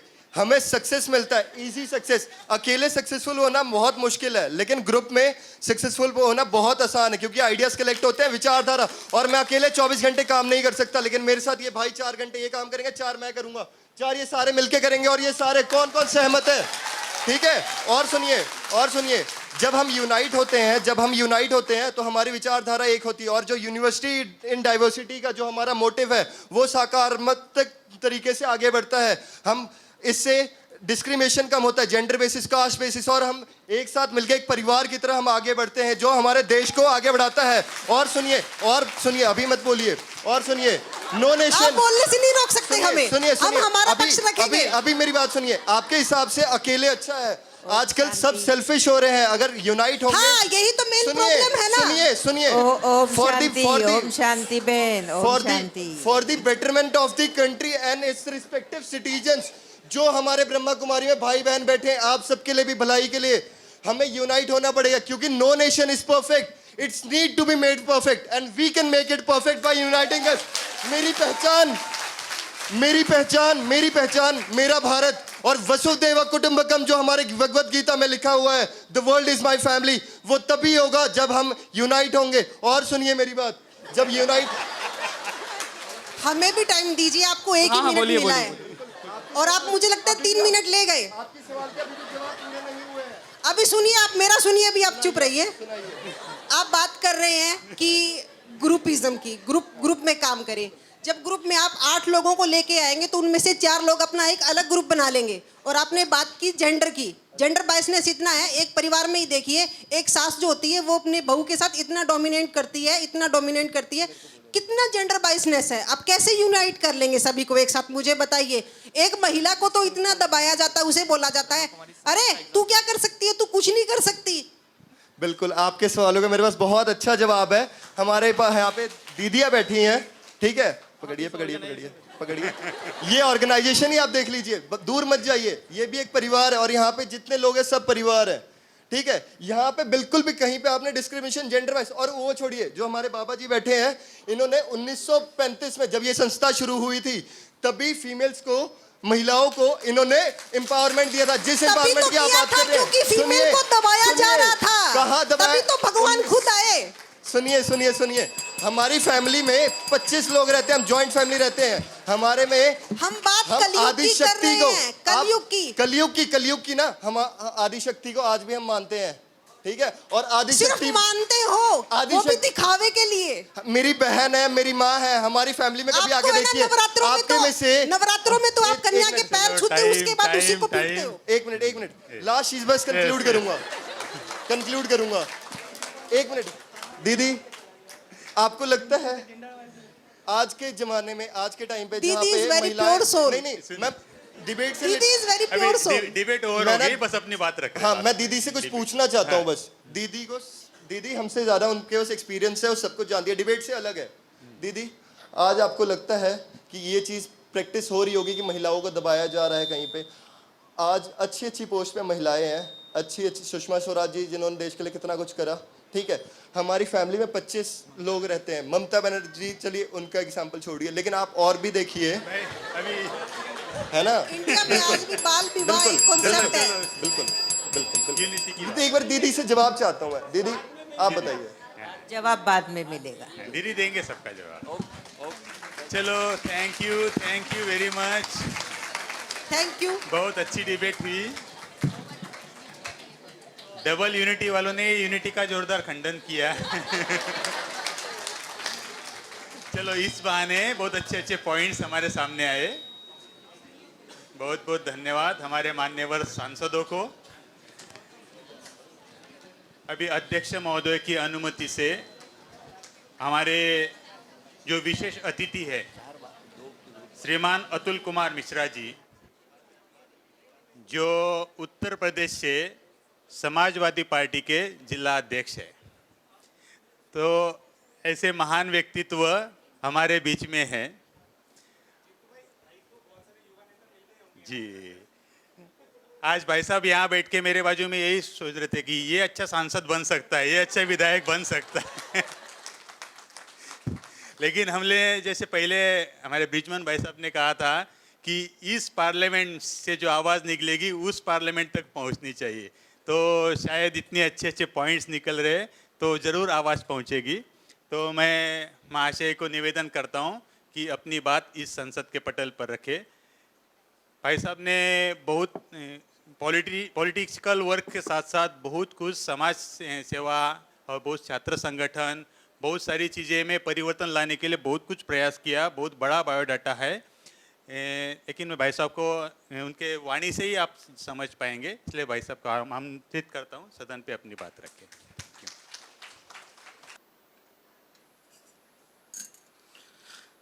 ओम शांति। सबसे पहले तो मैं खुद ही ह्यूमिलिटी ग्रुप से आता हूँ और बहुत ही विनम्र हूँ, विनम्रता के साथ ही आगे बढ़ा हूँ। और मैं आज मंच से कोई भाषण या कुछ ऐसा उद्बोधन नहीं देना चाहता। मैं आपकी आवाज़ जो मैंने यहाँ पर 3 दिन में अनुभव किया है वो आपको बताऊँगा, क्योंकि हम युवा हैं। युवा 3 दिन 4 दिन एंजॉय करते हैं, उसके बाद भूल जाते हैं। भूलने की आदत युवाओं में सबसे ज़्यादा होती है। जो मेन टॉपिक है, मेन पॉइंट है, उसको भूल मत जाना। आप यहाँ से जाओगे, आपको मैं अपना भी 1-2 एक्सपीरियंस बताऊंगा, आपको बहुत अच्छा लगेगा सुन के। आप जब 3 दिन के बाद यहाँ से, 4 दिन के बाद यहाँ से जाओगे, तो इतने अच्छे अच्छे सोल्स आप लोग बन के जा रहे हो, अच्छी आत्माएं निकल के जा रही हैं आपके पास से। इसको फैलाने का काम करना, क्योंकि मैंने भी 30 राज्यों तक, ये यूनियन टेरिटरी मिलाकर मैंने काम किया, 13 देशों तक मैं पहुंचा, लेकिन असली दिशा, असली मुझे को मकसद अपनी ज़िंदगी का मात्र इन 3 दिनों में मिला है। वो कैसे? उसका एक एग्जाम्पल देता हूँ मैं, जिसको आप लोग कहते हैं अमृत बेला। आज दीदी के आदेश से मैं अमृत बेला आया था, और अमृत बेला में आने के लिए मैं रात भर सोया नहीं हूँ, क्योंकि अमृत बेला में मैं सोता था। 4 बजे मेरी नींद, क्योंकि बाहर से लोगों से भी कनेक्ट रहना है, तो मैं रात में देर तक काम करता हूँ। 4-5 बजे मैं सोता हूँ, 10-11 बजे उठता हूँ। तो मेरे लिए बहुत बड़ा चैलेंज था। सो जाता तो शायद ये मैं सेशन भी अटेंड नहीं कर पाता, सच्चाई है ये। तो मैं नहीं सोया। इसके अलावा जब मैं यहाँ आया, इससे पहले मेरे को स्मोकिंग की आदत थी, क्योंकि मैं रात में जगता था तो मैं सिगरेट पीने लगता था। यहाँ आया तो मुझे एक सेवादार भैया मिले, दीदी के थ्रू मुझ तक वो बात आई, और मैंने फर्स्ट डे ही यहाँ आकर ये प्रण किया कि ज़िंदगी में एक चीज़ तो मैं लेके जाऊँगा कि मैं कभी स्मोकिंग नहीं करूँगा और स्मोकिंग के खिलाफ काम करूँगा। मैं हिंदू वाहिनी चलाता हूँ, हिंदू वाहिनी। तो हम एक आदर्श बनना चाहिए मुझे। तो वो आदर्श हम कैसे बने? हमने बहुत काम किया, ये खोला गुरुकुल, वो अनाथालय, बहुत किया, लेकिन शांति नहीं थी। शांति वाकई में मुझे यहाँ आकर मिली। हमारे जो जीवन के उद्देश्य हैं वो हम लोगों को नहीं पता होते। हम लोग करते क्या हैं? ईगो, नेगेटिविटी, ये जो युवा हैं, इन युवाओं के अंदर इस चीज़ को जिस दिन आप दूर करके ह्यूमिलिटी यानी हम हमारे जैसे बन जाएंगे, उस दिन आप वाकई में सक्सेसफुल रहेंगे। मेरे पास में बहुत अच्छे अच्छे लोगों से मुझे बहुत अच्छा कुछ सीखने को मिला। अभी यूनिटी ग्रुप से हमारी बहन एक आई थी, मुझे वो फ्यूचर की वाकई में MP MLA लग रही है, सच में। और मेरे बस में हुआ, अगर मेरे बस में हुआ और राम जी ने मुझे मौका दिया तो वाकई में आपको तो मैं ज़रूर लेके आऊँगा। अब मैं एक बात और आपसे कहना चाहूँगा कि आज हमारा जो सब्जेक्ट है वो सब्जेक्ट है role of universal values in establishment. इसके लिए हमें प्रेम, सम्मान, आदर, जो हमारे कोर वैल्यूज़ हैं, यही तो हमने 3 दिन में सीखा है। इसके लिए इतनी चर्चा करने की क्या ज़रूरत है? जो सीखा है उसको ले जाकर बस सबको बांट दो, यही करना है बस। इससे लक्ष्य से मत भटकना। इससे अगर भटक गए तो इसमें कार्यक्रम में आपका आने का मकसद अधूरा रह जाएगा। इतना सब कुछ टाइम देना आपका अधूरा रह जाएगा, बेकार जाएगा, जाया जाएगा। इसको मत जाने देना। मैं तो चाहता हूं कि इन वीडियोस को देख देख कर, मैंने अभी अपने एक भाई को बुलाया है उदयपुर से, और मैं अभी भैया से मैंने बोला है कि जितेंद्र भाई साहब ने इतना अच्छा जो कार्यक्रम किया है, दीदी से भी अनुमति लेता हूं कि 100, 150, 200 जहां भी आपका इस तरह का यूथ का कार्यक्रम हुआ करे ऑल ओवर इंडिया, आप मुझे बताया करो तो 10, 20, 50 लोग मैं जरूर भेजा करूंगा। शायद मेरे जैसे चेंजेस उसमें आ जाएं। कल हमारे एक बड़े भाई साहब ने मंच पे 1 मिनट ज़्यादा लिया था और मुझे बहुत अच्छा लग रहा है सुनते हुए, तो मैं अपना टाइम कट करते हुए आप सबको आज सुनूंगा। और बहुत बहुत आभार आपका जो मुझे इतना बड़ा मंच दिया, मौका दिया। गीता दीदी, आपका स्पेशल थैंक्स, क्योंकि जब से आप मिली हैं, सच में मैं जब भी परेशान हुआ, जब भी मुझे कोई बात हुई, टेंशनाइज हुआ, या कभी मैं गलत रास्ते पर रहा, पता नहीं आप कौन से देवतुल्य बनकर कहाँ से आपको पता चल जाता है, आप आ जाती हैं। और मेरा वो चेंजेस जो हो रहे हैं ये वाकई में काबिल तारीफ़ है, और मैं बहुत शुक्रगुजार हूँ इस संस्था का। और मैं अपनी संस्था को तो सिर्फ शिष्य बनाकर आपका जैसा रखना चाहता हूँ कि आपसे सीखूँ और उसको बांटूँ। बहुत बहुत आभार। बहुत बहुत धन्यवाद भाई साहब। आपकी शुभ आशा जल्दी पूर्ण होगी, ऐसा सदन भी आपको विश्वास दिलाता है। और जो यहाँ जैसे हमने अचीव किया है, हम सब अपने अपने क्षेत्र में जाके वहाँ बांटने का कार्य करेंगे ना सभी? ठीक है, डिबेट को आगे बढ़ाते हैं। तो हमारे 2 ग्रुप बाकी है। इसके बाद इंटीग्रिटी वाले माइक पे आएंगे और कोऑपरेशन वाले तैयार हो जाएंगे, है ना। इंटीग्रिटी वाले माइक पे आएंगे, पहले अपना ग्रुप का नाम बताएंगे, जो पार्लियामेंट ग्रुप है उसका नाम बताएंगे।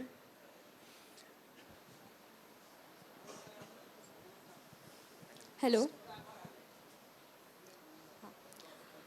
हम हैप्पीनेस ग्रुप से हैं और हम इंटीग्रिटी के अपोजिशन पे बात करने वाले हैं।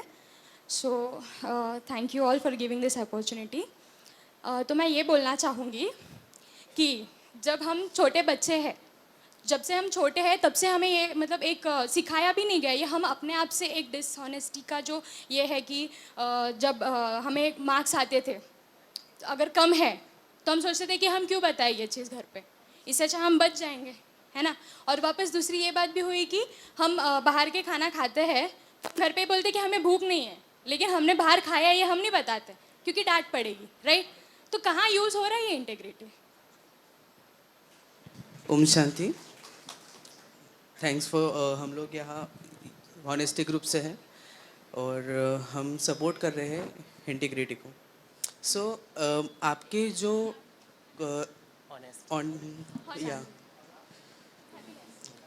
सो आपने जो क्वेश्चन पूछा है कि मीन्स हम बच्चे हैं, सो हम ये करते हैं, हम बाहर खाना खाते हैं, हम अंदर नहीं आते, मीन्स बताते नहीं है। सो ऑनेस्टी जो है वो बच्चों में एक प्रॉपर प्रोसेस से डेवलप होती है।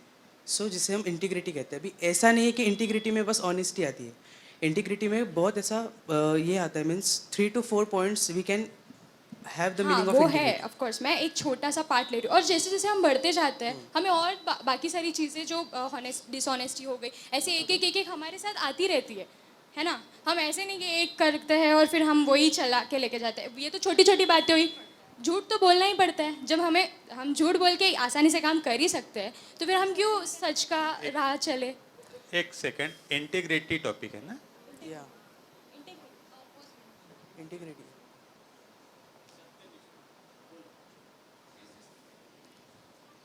बोलिए। Okay, can you repeat please? अच्छा, मैं बोल रही हूँ कि जैसे बचपन में ये तो छोटी छोटी बातें हुई, जैसे जैसे हम टीन एज में आते हैं, यंग एज में आते हैं, और सारी चीज़ें हमारे ये होती है। ये तो एक एस्पेक्ट था सिर्फ, वो झूठ बोलना ये वो। फिर हम बुरी आदतें लग जाती है। फिर हम ये भी करते हैं कि हम बहुत सारी मतलब दोस्तों के साथ सब करते हैं और फिर हम बताते नहीं। ऐसे बहुत सारी छोटी छोटी चीज़ें आती रहती है। और सबसे बड़ी बात, जब झूठ बोल के वो चीज़ आसानी से हो जाएगी तो हमें सच का राह क्यों चलना है? उससे टाइम भी लगेगा ना। और आजकल सब यही करते हैं। अगर झूठ बोल के ही काम चल जाता है तो फिर सच बोलने का क्या फ़ायदा? अभी छोटे बच्चे का एग्जाम्पल इसलिए दिया है क्योंकि माँ बाप डांटेंगे तो बच्चा कुछ बोलेगा नहीं सामने, ठीक है? तो वो झूठ बोलेगा ही बोलेगा। उसके लिए उसको सिखाना नहीं कि हम झूठ बोलो ऐसे। Okay, I want to clash you at this point. एक थॉट मैंने पढ़ा था जो मैंने लिखा भी है मेरे इसमें कि if you tell the truth you don't have to remember anything. So आप जो बोल रहे हैं कि बच्चे हमें झूठ बोलते हैं कि मीन्स वो अपने माँ बाप से ठीक से बात नहीं कर पाते, ऑनेस्ट नहीं है। सो ट्रूथ को एक मीन्स इन्होंने जो मीन्स ये पॉइंट जो है, सो अभी एक आप बच्चा कर पाओगे डिसऑनेस्ट है। अगर आपका बच्चा होगा तो? Actually I am a BK, so I don't have a marital affair right now.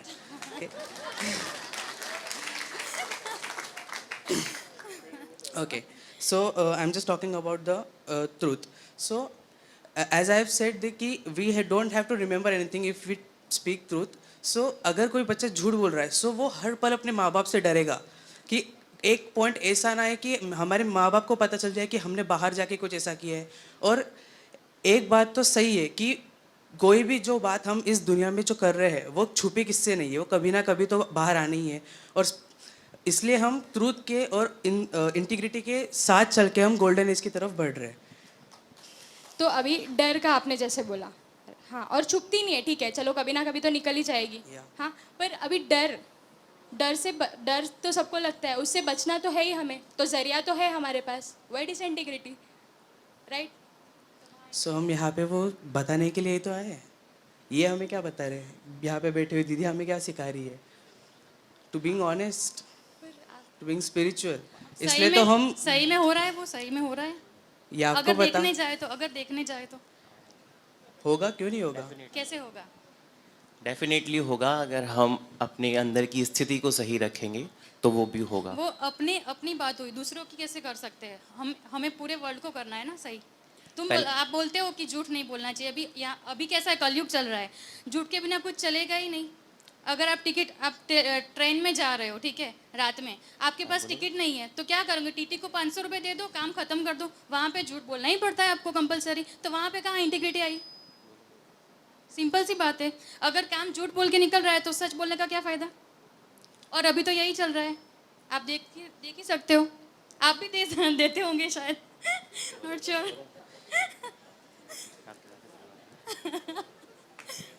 Actually we are moving towards a golden age. सो गोल्डन एज में हम बोल रहे हैं कि जो हमारी युवा है वो इस ट्रूथ और इंटीग्रिटी के पाथ पे चलने वाली है। सो हम जैसे कल हमें दीदी ने बताया कि हमारे यूथ के पास कुछ रोल एंड रिस्पॉन्सिबिलिटीज़ है। सो वो जो 4 पॉइंट्स है उसे हम एक साथ अगर पाथ में लगाए तो integrity will help to reestablish in it. Okay, अच्छा, और एक बात हुआ, चलो ये तो हम यहाँ पे बैठ के सीख रहे हैं, बाहर की दुनिया को कौन सिखाएगा?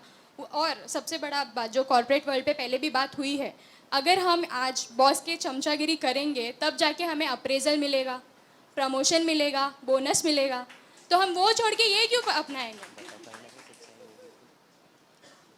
ये बात आपकी ठीक है, मानते हैं, लेकिन अगर हमारे मन में सच्चाई है, ईमानदारी है, तो कहीं ना कहीं परमात्मा अंदर से हमको प्रेरणा देता है सच्चाई के लिए। तो ऑटोमेटिकली सामने वाले को भी पता चलेगा कि हाँ ये बंदा सच्चा है। एक बार गलत साबित हो जाएंगे, दूसरी बार साबित हो जाएंगे, तीसरी बार साबित हो जाएंगे, मगर कहीं ना कहीं एक समय आएगा जब बॉस को भी लगेगा कि हाँ अगर ये हमारे राइट वे में चल रहा है तो हमारी ट्रैक जो होगी ना वो उसको पता चलेगी। आपके साथ हुआ है ये?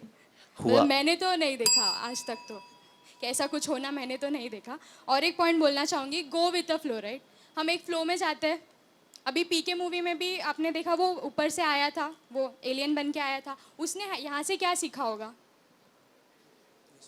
उसने यहाँ पे यही सब सीखा जो हिंदुइज्म है, जो मुस्लिम है, सब अपना अपना राह चुन रहे हैं। यहाँ पे इंटेग्रिटी कहीं नहीं है, सारी चीज़ें। और लास्ट में वो उसका अच्छा ही था कि वो मतलब बोल पाया, लाइक कर पाया, वो जो सच सोच रहा था वो कर पाया। लेकिन वो पूरा जो जर्नी उसका दिखाया गया था वो क्या था? इंटेग्रिटी था वो? मुझे तो नहीं लगा वो इंटेग्रिटी। अभी ये जो बात आपने की, आपने जो लास्ट बात की कि हम बाहर को कैसे सिखाएंगे, अभी वो मूवी में आपने देखा होगा कि वो दूसरों से कुछ सीख रहा है, तो वो उन लोगों से सीख रहा है जो अपने काम में ऑनेस्ट नहीं है, जो एक अभी हम यहाँ पे जो है, अब बात सुन लीजिए, हम यहाँ पे जो है, हम यहाँ पे कुछ नया सीखने आए। अभी हमें तो किसी को पता नहीं है कि आगे क्या होने वाला है, बट यहाँ पे जो हमें सिखाया जा रहा है, तो अगर वो किसी तरह से वो जो उस पिक्चर में दिखाया गया है, सॉरी, मैं बस एक बात कह के अपनी बात को एंड देना चाहूँगा। यदि तुम्हारा हृदय ईमान से भरा है, यदि तुम्हारा हृदय ईमान से भरा है, तो एक शत्रु तो क्या सारा संसार आपके सम्मुख हथियार डाल देगा। अच्छा ठीक है, मैं भी इस पॉइंट पे एक बोलना चाहूँगी कि ओवर इंटेग्रिटी ही डिसइंटेग्रिटी को बढ़ावा देती है। ओवर इंटेग्रिटी की भी ज़रूरत नहीं है। Also I want to add कि हम वो ही साइड से है, बट यहाँ पे बोलने के लिए हमने ये सारे पॉइंट्स यूज़ किए। Thank you.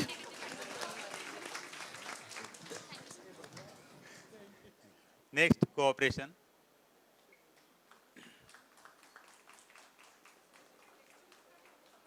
ओम शांति। मान्य अध्यक्षा एंड जूरिस्ट मेंबर, मैं यहाँ से रिस्पेक्ट ग्रुप से आया हूँ और हमने जो टॉपिक है हमारा इन ऑपोजिशन ऑफ कोऑपरेशन, तो सहयोग क्यों नहीं? सहयोग तो बहुत अच्छा मूल्य है, बट वो क्यों नहीं? मैं आपको एक बताना चाहता हूँ कि यहाँ पे गांधी जी ने जो मिशन लाया था 1920s में, नॉन कोऑपरेशन, क्यों नॉन कोऑपरेशन लाया था? सहयोग एक लिमिट तक, बट उससे ज़्यादा नहीं। आपने बिल्कुल सही कहा, सहयोग एक लिमिट तक, लेकिन वो लिमिट कौन तय करता है? हमने जैसा कि देखा, और अभी जिक्र भी इस बात का हुआ था कि 1857 वॉर में हम क्यों आज़ाद नहीं हुए, क्यों हमें 90 साल और लग गए। उसका सिर्फ एक और कारण है कि उस वक्त हमारा देश संयुक्त नहीं था, वो एक साथ नहीं था। तब भी हमारा देश प्रांतों, लोगों के बीच में बटा हुआ था। लेकिन नॉन कोऑपरेशन मूवमेंट में जब हम गांधी जी अपने मुस्लिम भाइयों को साथ लेने के लिए और उन्होंने खिलाफत मूवमेंट के साथ हाथ मिलाया, तभी हमारे देश के सभी वर्ग एक साथ मिले और कोऑपरेशन मूवमेंट करी। वो नॉन कोऑपरेशन सिर्फ नाम का नॉन कोऑपरेशन था, तो वो कोऑपरेशन था अपने मुस्लिम भाइयों के साथ एक साथ देश की आज़ादी में जुट जाने के लिए। अगर वो नॉन कोऑपरेशन नहीं स्टार्ट करते तो आज भी अंग्रेज हमारे पे 50 साल तक और हमारे पे राज कर सकते थे। जब उन्होंने नॉन कोऑपरेशन स्टार्ट किया, उसके बाद ही जब चेंज होते रहा, नहीं तो उससे पहले सब जैसे अंग्रेज जैसे कह रहे हैं वैसे ही सब कर रहे थे। आप बिल्कुल सही कह रहे हैं, लेकिन आप भी तो सहयोग का ही सपोर्ट कर रहे हैं। जैसा कि उन्होंने सहयोग मांगा, लोगों ने सहयोग दिया, कोऑपरेशन हुआ, और तब अगले ये 30 सालों में हमें दिया। कोऑपरेशन नहीं, नॉन कोऑपरेशन स्टार्ट किया। नॉन कोऑपरेशन, लेकिन सहयोग मांगा। अगर चलिए उसमें आगे बढ़ते हैं कि उन्होंने ब्रिटिशर्स को सहयोग देने से मना कर दिया, बिल्कुल सही, लेकिन सहयोग देने से क्यों मना करा? हर चीज़ की एक लिमिट होती है। हमने तो सहयोग उन्हें वर्ल्ड वॉर 2 में 1940s में भी दिया था, जबकि ये नॉन कोऑपरेशन मूवमेंट 1920s में हुई थी, लेकिन वो फिर भी नहीं माने, फिर भी उनका ज़मीर नहीं हुआ। तब हमें आखिर में क्विट इंडिया मूवमेंट 1942 में लागू करनी पड़ी, और जिसके वजह से हमें आता है 1947 में हमें देश में आज़ादी मिली। वर्ल्ड वॉर 2 में क्यों दिया था सपोर्ट? वो क्यों दिया था? क्योंकि उन्होंने हमें प्रॉमिस किया था कि हम उसके बाद में जब वहाँ की हम कॉन्स्टिट्यूंसी जीत लेंगे, उसके बाद में आपको हम इंडिपेंडेंस देंगे, तभी हमने सपोर्ट किया था। उससे पहले हमने बिल्कुल नॉन कोऑपरेशन ही हम सपोर्ट कर रहे थे उसके लिए। आप बिल्कुल सही कह रहे हैं, लेकिन जैसा कि हमारी दीदियाँ यहाँ सभी भारतीय हमारे मानते हैं कि हमें अंततः तक शांति का प्रस्ताव रखना चाहिए, और वो हमारे लीडर्स द्वारा वो आखिरी शांति का प्रस्ताव था जिसके थ्रू जो हमने वायलेंस देखी, काश वो अवॉइड की जा सकती थी। इस वजह से वो हमारा अंतिम शांति प्रस्ताव था, जैसे श्री कृष्ण जी दुर्योधन के पास लेके गए थे। ठीक है, मैं एक पॉइंट बोलूँगी, like we are making our generation more dependent, we are making our generation more dependent by helping them, and you can say by giving our cooperation again and again, like we are giving our cooperation to beggars by giving them money. So आप इस पे क्या कहना चाहेंगे? इस चीज़ पे ओम शांति, इस चीज़ पे मैं कहना चाहूँगी, हम बचपन से बाज का एग्जाम्पल पढ़ते हैं कि बाज एक ऐसा पंछी है जिसके पंख बहुत स्ट्रॉन्ग होते हैं। एंड जब उसका बच्चा होता है तो वो अपने बच्चे को बहुत ऊपर दूरी पे जाके फेंकता है नीचे। इसका मतलब ये नहीं है उसने कोऑपरेट नहीं किया, वो कोऑपरेट करता है, पर जैसे उसका बच्चा ज़मीन पे गिरने वाला होता है बाद एक सपोर्ट देता है उसे, एक कोऑपरेट करता है उसके साथ। और इसमें मैं एक बात और ऐड करना चाहता हूँ कि जैसे कि आप कह रहे हैं कि बैगर्स को सपोर्ट, अगर किसी एक ऐसे इंसान है जो खुद सामर्थ्य नहीं है, अगर हम उसे किसी काबिल बना देते हैं, इससे ज़्यादा हमारे जीवन में क्या योगदान किया जा सकता है। पर जिन लोगों को हम पैसा दे रहे हैं वो ज़रूरी नहीं है वो सही चीज़ों में यूज़ करें। लाइक आपने देखा होगा काफ़ी बैगर्स जो हैं वो ड्रग एडिक्ट हो जाते हैं क्योंकि हम उन्हें पैसा देते रहते हैं और वो और काम नहीं करते। एक्चुअली जब हम सहयोग की बात करते हैं, कोऑपरेशन की बात करते हैं, तो हम ये नहीं कहते कि हम गलत चीज़ों को भी कोऑपरेट करेंगे। कोई इंसान यहाँ के लड़ाई दंगे फसाद करना चाह रहे हैं एंड हम उसे कह रहे हैं चलो चलो भैया हम भी आपके सपोर्ट में हैं। इट इज़ लाइक हम सिर्फ वैल्यू को कोऑपरेट करने की बात करते हैं। जैसे बाबा कहते हैं योगी बनो सहयोगी बनो, चंद्रिका दीदी ने अभी डिफाइन किया था। तो हम ये नहीं कहते कि तुम कुछ भी करो एंड हम आपके सपोर्ट में हैं। अब मैं आपको बताता हूँ सहयोग क्यों नहीं। आपको एक एक्सपेरिमेंट हुआ है लैब में, वो मैं बताना चाहता हूँ। तितली का एक एग होता है, जो जन्म उसका होना होता है, तो वो एग से बाहर निकलने की कोशिश करता है और वो सब कुछ खुद के वजह से खुद को ही करना पड़ता है। एक्चुअली वो उसको कोई सपोर्ट नहीं कर सकता। तो उसको तड़पते तड़पते देखता है एक बच्चा उसी में, वो उसको सपोर्ट करने जाता है। तो वो सपोर्ट करने की वजह से, उसको सहयोग देने की वजह से वो बच्चा मर जाता है। तो ये सहयोग जो है एक लिमिट तक होता है कोई भी चीज़ का। जी आप बिल्कुल सही कह रहे हैं। सहयोग जो है वो टेम्पररी है। मैं आपकी बात से एग्री करता हूँ। हम सबको सेल्फ सफिशिएंट ना बना दे, एक पुश देना अलग बात है, बट उसके बाद उसे सेल्फ सफिशिएंट होना बहुत जरूरी है। आप बिल्कुल सही कह रहे हैं। एक सहयोग एक हद तक होना चाहिए, एक लिमिट तक, सेल्फ सफिशिएंट बनाने तक, और उसी सहयोग की हम सहमत में हैं। आप बिल्कुल सही कह रहे हैं। जैसे कि हम सब यहाँ पर एक छोटे छोटे उन्हीं तितलियों की तरह हैं जिनका एग्जाम्पल आपने दिया, जिन्हें हमारे माता पिता ने बचपन से संजो के रखा और एक हद तक हमें पढ़ाया, सारे सपोर्ट दिया और फिर उसके बाद हमें उड़ने का मौका दिया, जिससे कि हम खुद गलतियाँ करें, सीखें और आगे बढ़ें। वो उसी सहयोग की आप बात कर रहे हैं जिसकी आप बात कर रहे हैं। और कई बार ये भी होता है जैसे हम किसी को सपोर्ट कर रहे हैं, कोऑपरेट कर रहे हैं, बट वो उस चीज़ को फॉर ग्रांटेड ले लेता है। तो इस पर आप क्या कहेंगे? सहयोग के बारे में जब हम बात करते हैं तो जैसा कि मैंने पहले भी कहा, सहयोग देखकर किया जाता है। जैसे अब हमारी बॉडी को भी हमारे ऑर्गन्स के सपोर्ट की ज़रूरत है। आज की डेट में मेरा हार्ट कह दे मैं तो थक गया हूँ, मैं तो 24 घंटे धड़कता रहता हूँ, तो क्या मेरी आत्मा उसे चला पाएगी मेरी बॉडी को? और जैसा कि हमने कोरोना के दौरान भी देखा था, अगर हमारी बॉडी कहते तेरे को तो मैं बचपन से सहयोग कर रहा हूँ, तेरे को तो अब छोड़ देना चाहिए, लेकिन हमने कोरोना के दौरान देखा एक ऑक्सीजन की कमी से क्या हाहाकार मच गया था हमारे पूरे देश में।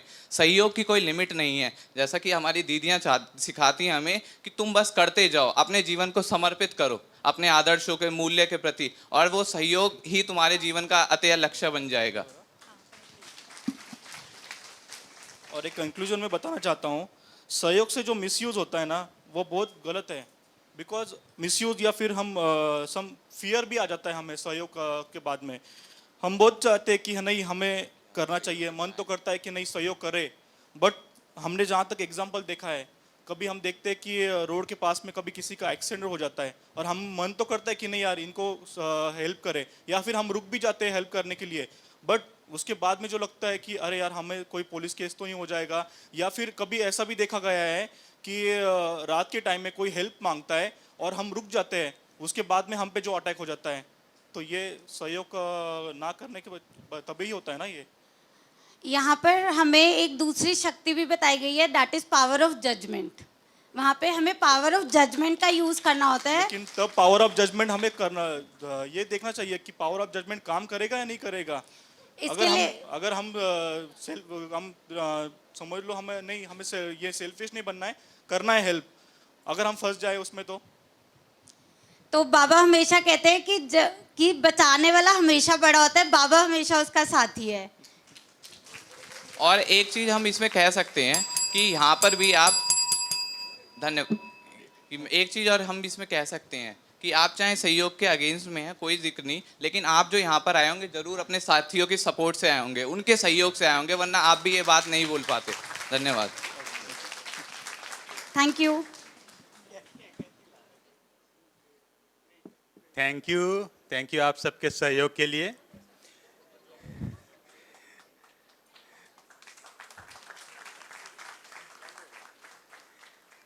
बहुत अच्छा हेल्दी डिबेट आज हुआ। तो सभी एक बार जोरदार तालियों से सभी हमारे सांसदों का, संसद का अभिनंदन करेंगे।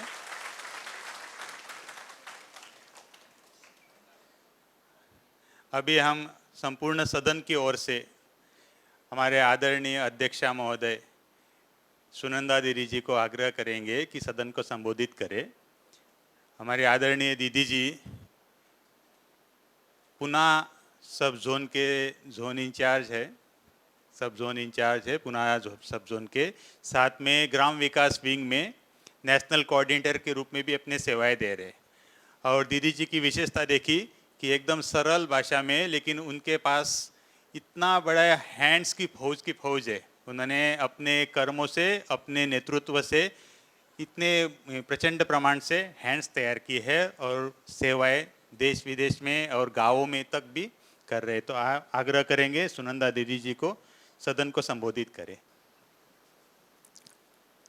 ओम शांति। आज इस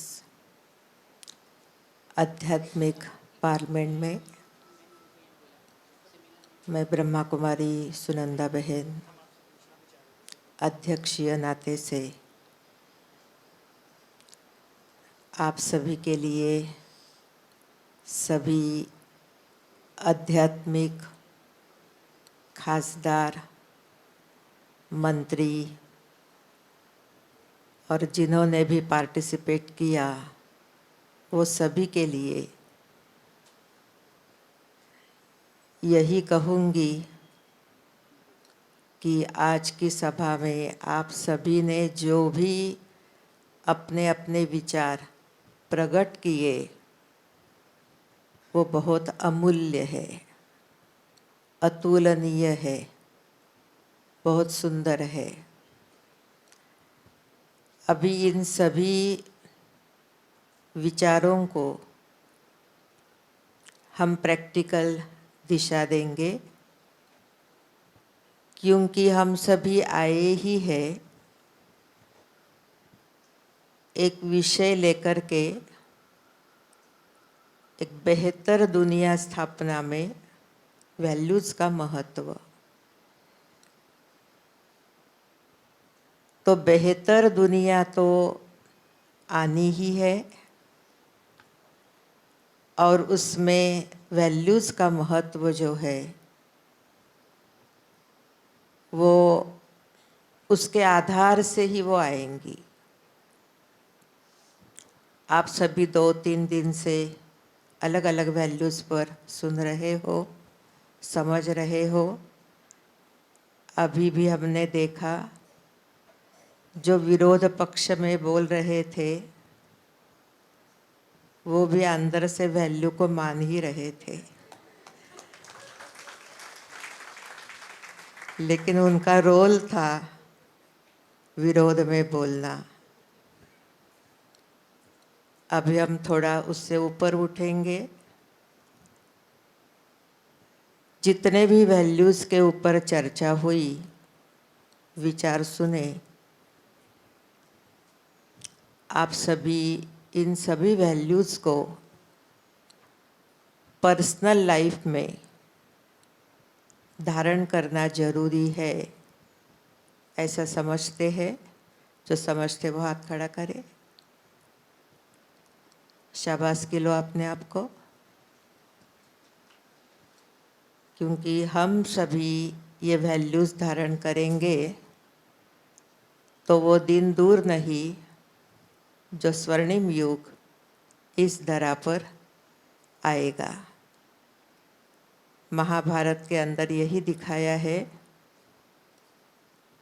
अर्जुन जो था, वो अर्जुन कहो या 5 पांडव कहो,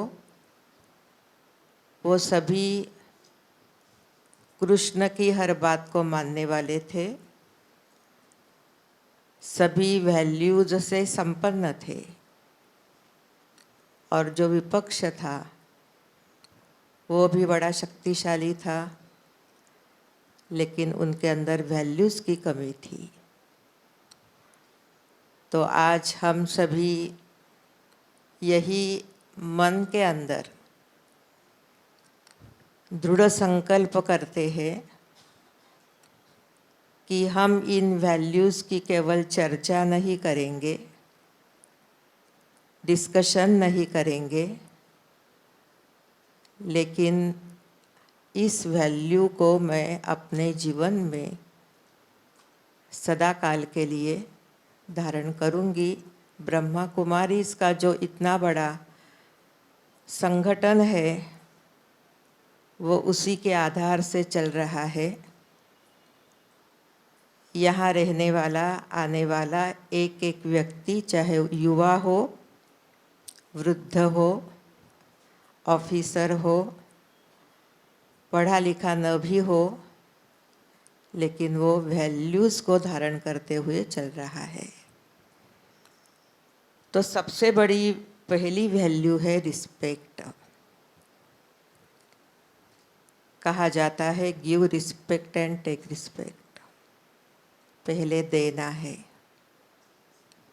आदर्श शब्द जो निकला हुआ है, किसी भी संगठन में आदर्श टीचर, आदर्श स्टूडेंट, आदर्श कर्मचारी, आदर्श डॉक्टर, ये जो आदर्श टाइटल मिलता है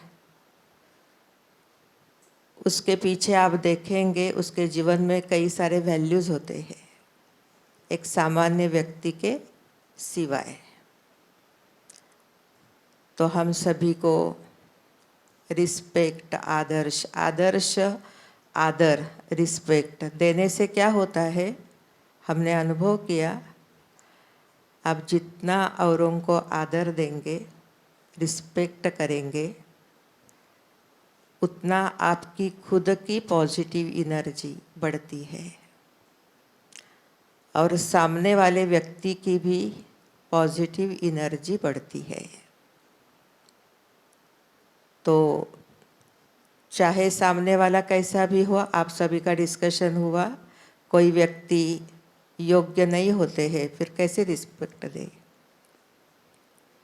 आपने देखा होगा कोई एक दुनिया के पोस्ट पोजीशन वाला व्यक्ति हो, उसका बच्चा इतना योग्य नहीं होता, लेकिन पिताजी पोस्ट पोजीशन वाले हैं, इसलिए बच्चे को भी रिस्पेक्ट मिलता है।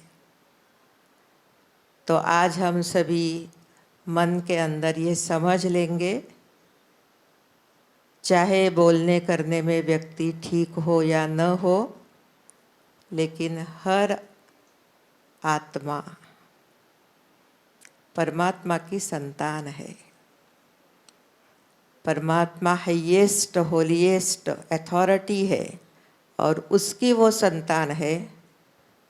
इस बात को समझ के हम हर व्यक्ति को रिस्पेक्ट देंगे और रिस्पेक्ट देने से ही हम खुद आदर्श बनेंगे, दुनिया बनती जाएगी। दूसरा है एकता।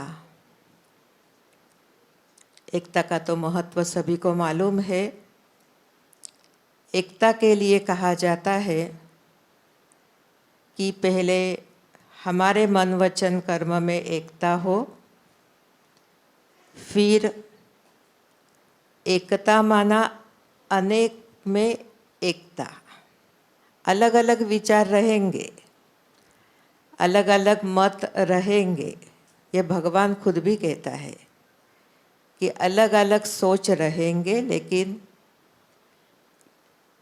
यूनिटी इन डाइवर्सिटी, अनेकता में एकता। तो अनेकता में एकता कैसे करेंगे? देखो, एक फ्लावर का गुच्छा बनाना है, अलग अलग फूल होते हैं, लेकिन उसको बांधने वाला एक धागा होता है। उसी प्रकार एकता रखने का जो धागा है वो है प्रेम, और प्रेम का आधार है सोल कॉन्शियस। सोल का मतलब ही है सोर्स ऑफ यूनिवर्सल लव। हम सभी अपने आप को आत्मा निश्चय करेंगे, सबके साथ प्यार से चलेंगे और ये प्यार सबको एकता में बांध के रखेगा।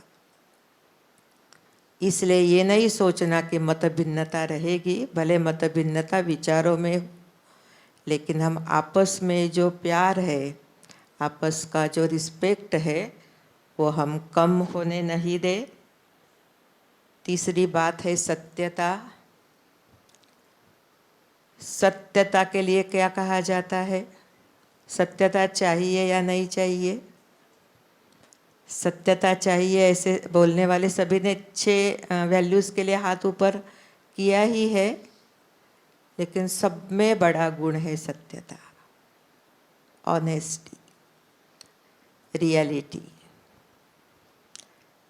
सत्यता के लिए देखो हमारे भारत देश के अंदर संसद भवन में जो सिंबल है उसके नीचे क्या लिखा हुआ है? सत्यमेव जयते। और आप सभी यहाँ कौन बैठे हैं? आज संसद के सदस्य बैठे हैं ना। तो सत्यता तो हमारे जीवन की नींव है।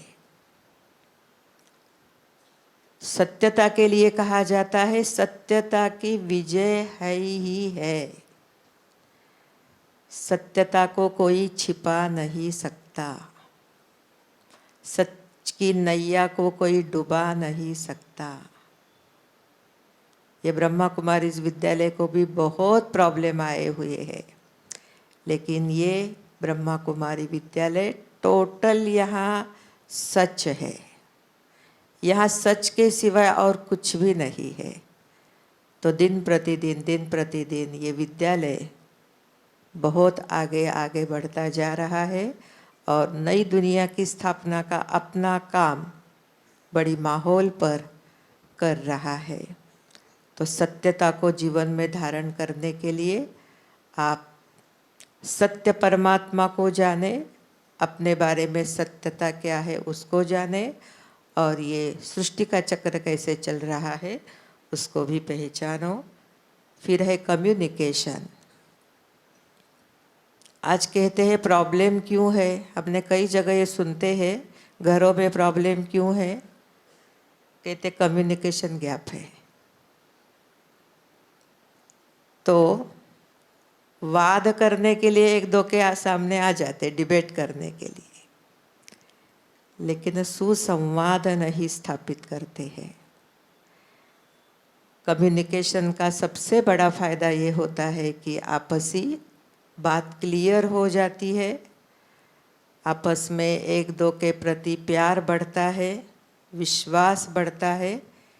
एक कम्युनिकेशन के, इसलिए आप कभी भी कम्युनिकेशन साधने में कम नहीं पड़ना। भले आपने गलत भी किया है, घर जाके गलत किया है ऐसा बोल दो। हो सकता है आपको 2 खाने भी पड़ेंगे, मारे खा लो, लेकिन सत्य सुनाने में हिचको नहीं, और अपनी बात दूसरों के आगे रखने में डरो नहीं। बड़ी नम्रतापूर्वक जो भी बात है बताओ। माँ बाप से भी सुनो, माँ बाप को भी अपनी बात बड़े प्रेम से सुनाओ। ये वैल्यू यहाँ से लेके जाओ, क्योंकि हम कई माँ बाप को देख रहे हैं, वो दुखी इसलिए है कि हमारे बच्चे हमारे साथ क्लियर नहीं होते, और बच्चे भी यही कहते हैं कि हमारे माँ बाप को हमारी सुनने के लिए टाइम नहीं है। हम कम्युनिकेशन किससे साध रहे हैं? हम कम्युनिकेशन हमारे मोबाइल के साथ साध रहे हैं। इसलिए आज एक अच्छी बेहतर दुनिया हम सबको मिलकर के बनानी ही है। उसके लिए पहले हम अपने से भी अच्छा संवाद करना सीखें, अपने आप से भी, और फिर जो हमारे परिवार वाले हैं, फ्रेंड सर्कल है, उनके साथ भी करें। इसका बड़ा फ़ायदा ये होता है कि हमें हार्ट अटैक, ब्रेन स्ट्रोक या जो आजकल बहुत सारी बीमारियां आ गई है उससे हम बच जाते हैं। डॉक्टर लोग यही कहते हैं खुले नहीं हो रहे हैं इसलिए अनेक बीमारियां बढ़ती जा रही है। तो निरोगी काया के लिए इस बात को भी हम ध्यान में रखें। फिर सबके प्रति हमारी सद्भावना हो। हमारी संस्कृति यही सिखाती है सभी सुखी रहे, सभी सुखी रहे, उसमें मैं भी आ गई। मेरे लिए कोई अलग प्रार्थना करने की ज़रूरत नहीं है।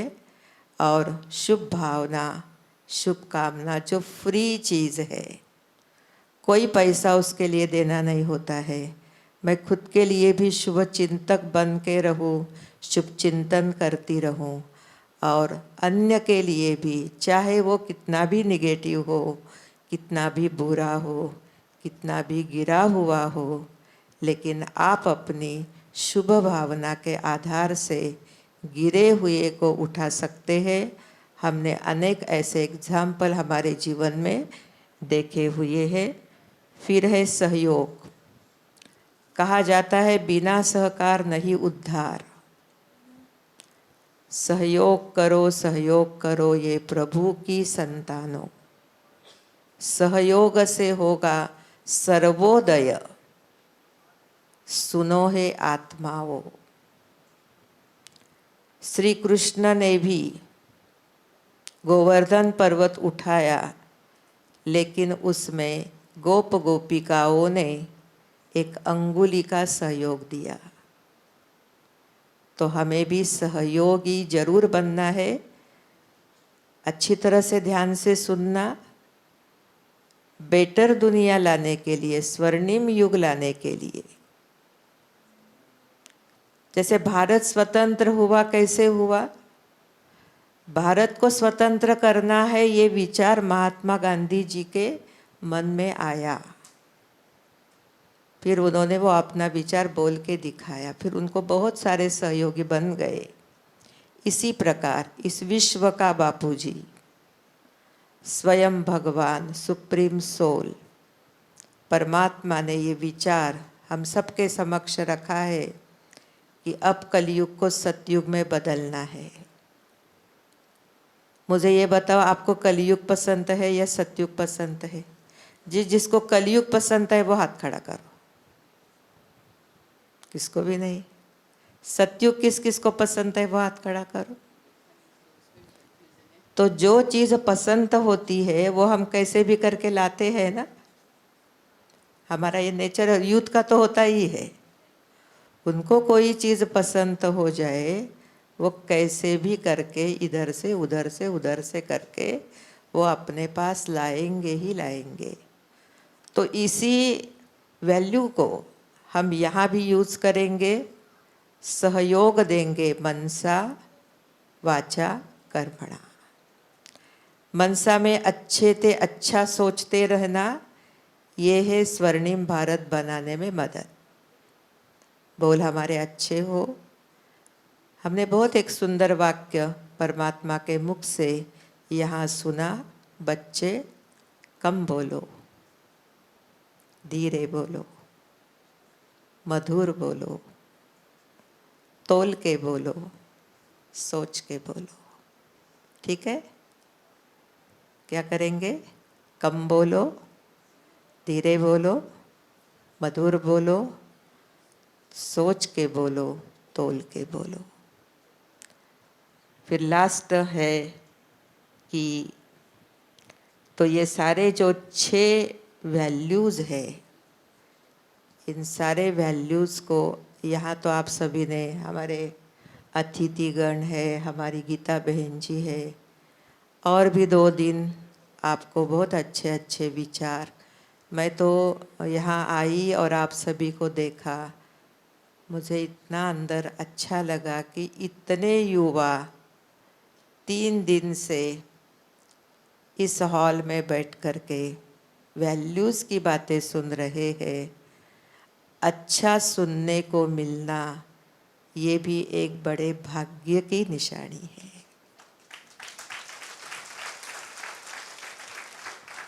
निमंत्रण तो बहुतों को मिला होगा, लेकिन आप लोग ही यहाँ पहुँचे, तो आप अपनी इनर वॉइस सुनना। आपकी इनर वॉइस है, भले वो कब कब दब जाती है माहौल के कारण, फ्रेंड सर्कल के कारण, लेकिन इनर वॉइस आप सुनना, आपकी इनर वॉइस है कि आप बहुत अच्छे हैं और भारत को स्वर्णिम बनाने में आपका कुछ अच्छा रोल है। तो आप इसको समझ लेना। लेकिन ये सारे वैल्यूज़ अभी तो आपको समझ में आए, अच्छे भी लगे, आपने संकल्प भी किया, लेकिन ये संकल्प करना बीज है। बीज डाला आपने अपने मन के क्षेत्र में, मन के धरणी में, लेकिन उसका फल मिले, अच्छा वृक्ष बने, उसके लिए आपको एक साधना करनी होगी। वो है मूल्यों का जो स्रोत है, उस मूल्यों के स्रोत से हम रोज 10 मिनट 15 मिनट अपने आप को कनेक्ट करें, जिसको आपने सीखा होगा मेडिटेशन करें। हमने तो मेडिटेशन के बारे में ये अनुभव किया कि मेडिटेशन ऑल इन वन है। स्वास्थ्य भी मिलता, सुरक्षा भी मिलती, संबंधों में मधुरता भी आती, वैल्यूज़ उभर आते हैं, पावर्स आते हैं। हमारी जो बुरी आदतें हैं कैसे मिटती जाती है, जैसे भाई जी ने सुनाया। खाली वो इधर आए, संकल्प किया और इतने सालों की सिगरेट छोड़ दी, कितनी बड़ी बात है। तालियां बजाओ उनके लिए। और यहाँ तक वो रुके नहीं है, लेकिन उन्होंने ये संकल्प किया कि अभी मैं अपने वहाँ पर जाकर के सबको स्मोकिंग से छुड़ाऊँ, उसके लिए काम करूँ। तो ये कितनी बड़ी बात है। आज स्मोकिंग के कारण, ड्रिंकिंग के कारण माँ बाप चिंतित है, परिवार चिंतित है, सबको आपने निश्चिंत कर दिया है ना। तो इसलिए अंत में मैं यही कहूँगी, आप सभी बहुत अच्छी तरह से पार्टिसिपेट हुए, अच्छी चर्चाएं की। उलट सुलट चर्चा इसीलिए करनी होती है, हमें प्रॉफिट भी वैल्यू की मालूम हो जाए, फ़ायदा और वैल्यू का नुकसान क्या होता है न धारण करने से, वो भी मालूम हो जाए। आप सभी ने अच्छी तरह से इन बातों को सुना है, तो एक अध्यक्षीय नाते से, उससे भी बढ़कर एक ब्रह्मा कुमारी विद्यालय के आधार से, एक बहन के नाते से मैं आप सभी भाई बहनों को यही रिक्वेस्ट करूँगी कि जैसे वस्तु की कीमत, वस्तु की कैटेगरी जैसे होती है वैसे उसकी कीमत होती है। नंबर 1 कैटेगरी चाहिए तो पैसा ज़्यादा देना पड़ता है। उसी प्रकार ये जीवन जो मिला हुआ है, इस जीवन को अगर हम आदर्श बनाना चाहते हैं, अन्यों से कुछ अच्छा बनाना चाहते हैं, तो मानव की वैल्यू उसके वैल्यूज़ पर होती है। इसलिए आप सभी वैल्यूज़ से संपन्न बने और वैल्यूज़ का जो स्रोत है उसके साथ कनेक्ट होकर के, उसकी भी मदद लेकर, उसकी भी शक्ति लेकर खुद तो बने ही बने, परंतु भारत देश पर हमारा प्यार है और अब भारत देश को नीड है वैल्यूएबल इंसान की। बाकी भारत में कोई कमी नहीं है, तो वो कमी हम सभी मिलकर के भरे, यही शुभ आशा है। ओम शांति। बहुत बहुत धन्यवाद आदरणीय अध्यक्ष महोदय। मैं निवेदन करता हूँ हमारे अध्यक्ष महोदय से कि हमारे जो अतिथि है, विशेष अतिथि, उनका बाबा के घर से याद सौगात और सम्मान करें। आदरणीय अध्यक्ष महोदय जी।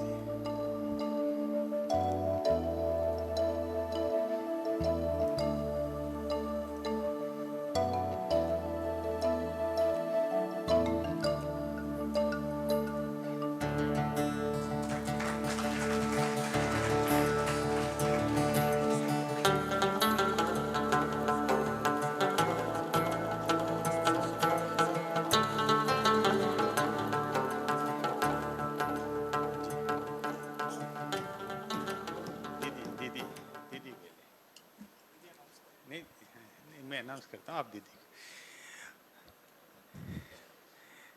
हमारे भ्राता अतुल मिश्रा जी का दिल के भाव है कि दीदियों का वो अपने मोमेंटो देके, मेडल देके सम्मानित करेंगे। तो कृति दीदी जी को मेडल दे रहे, गीता दीदी जी और सुनंदा दीदी जी को।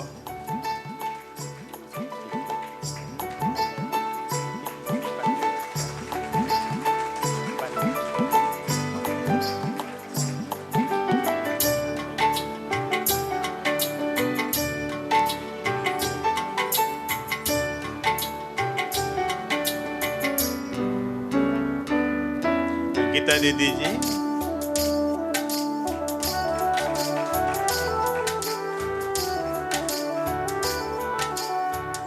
कृति दीदी जी को।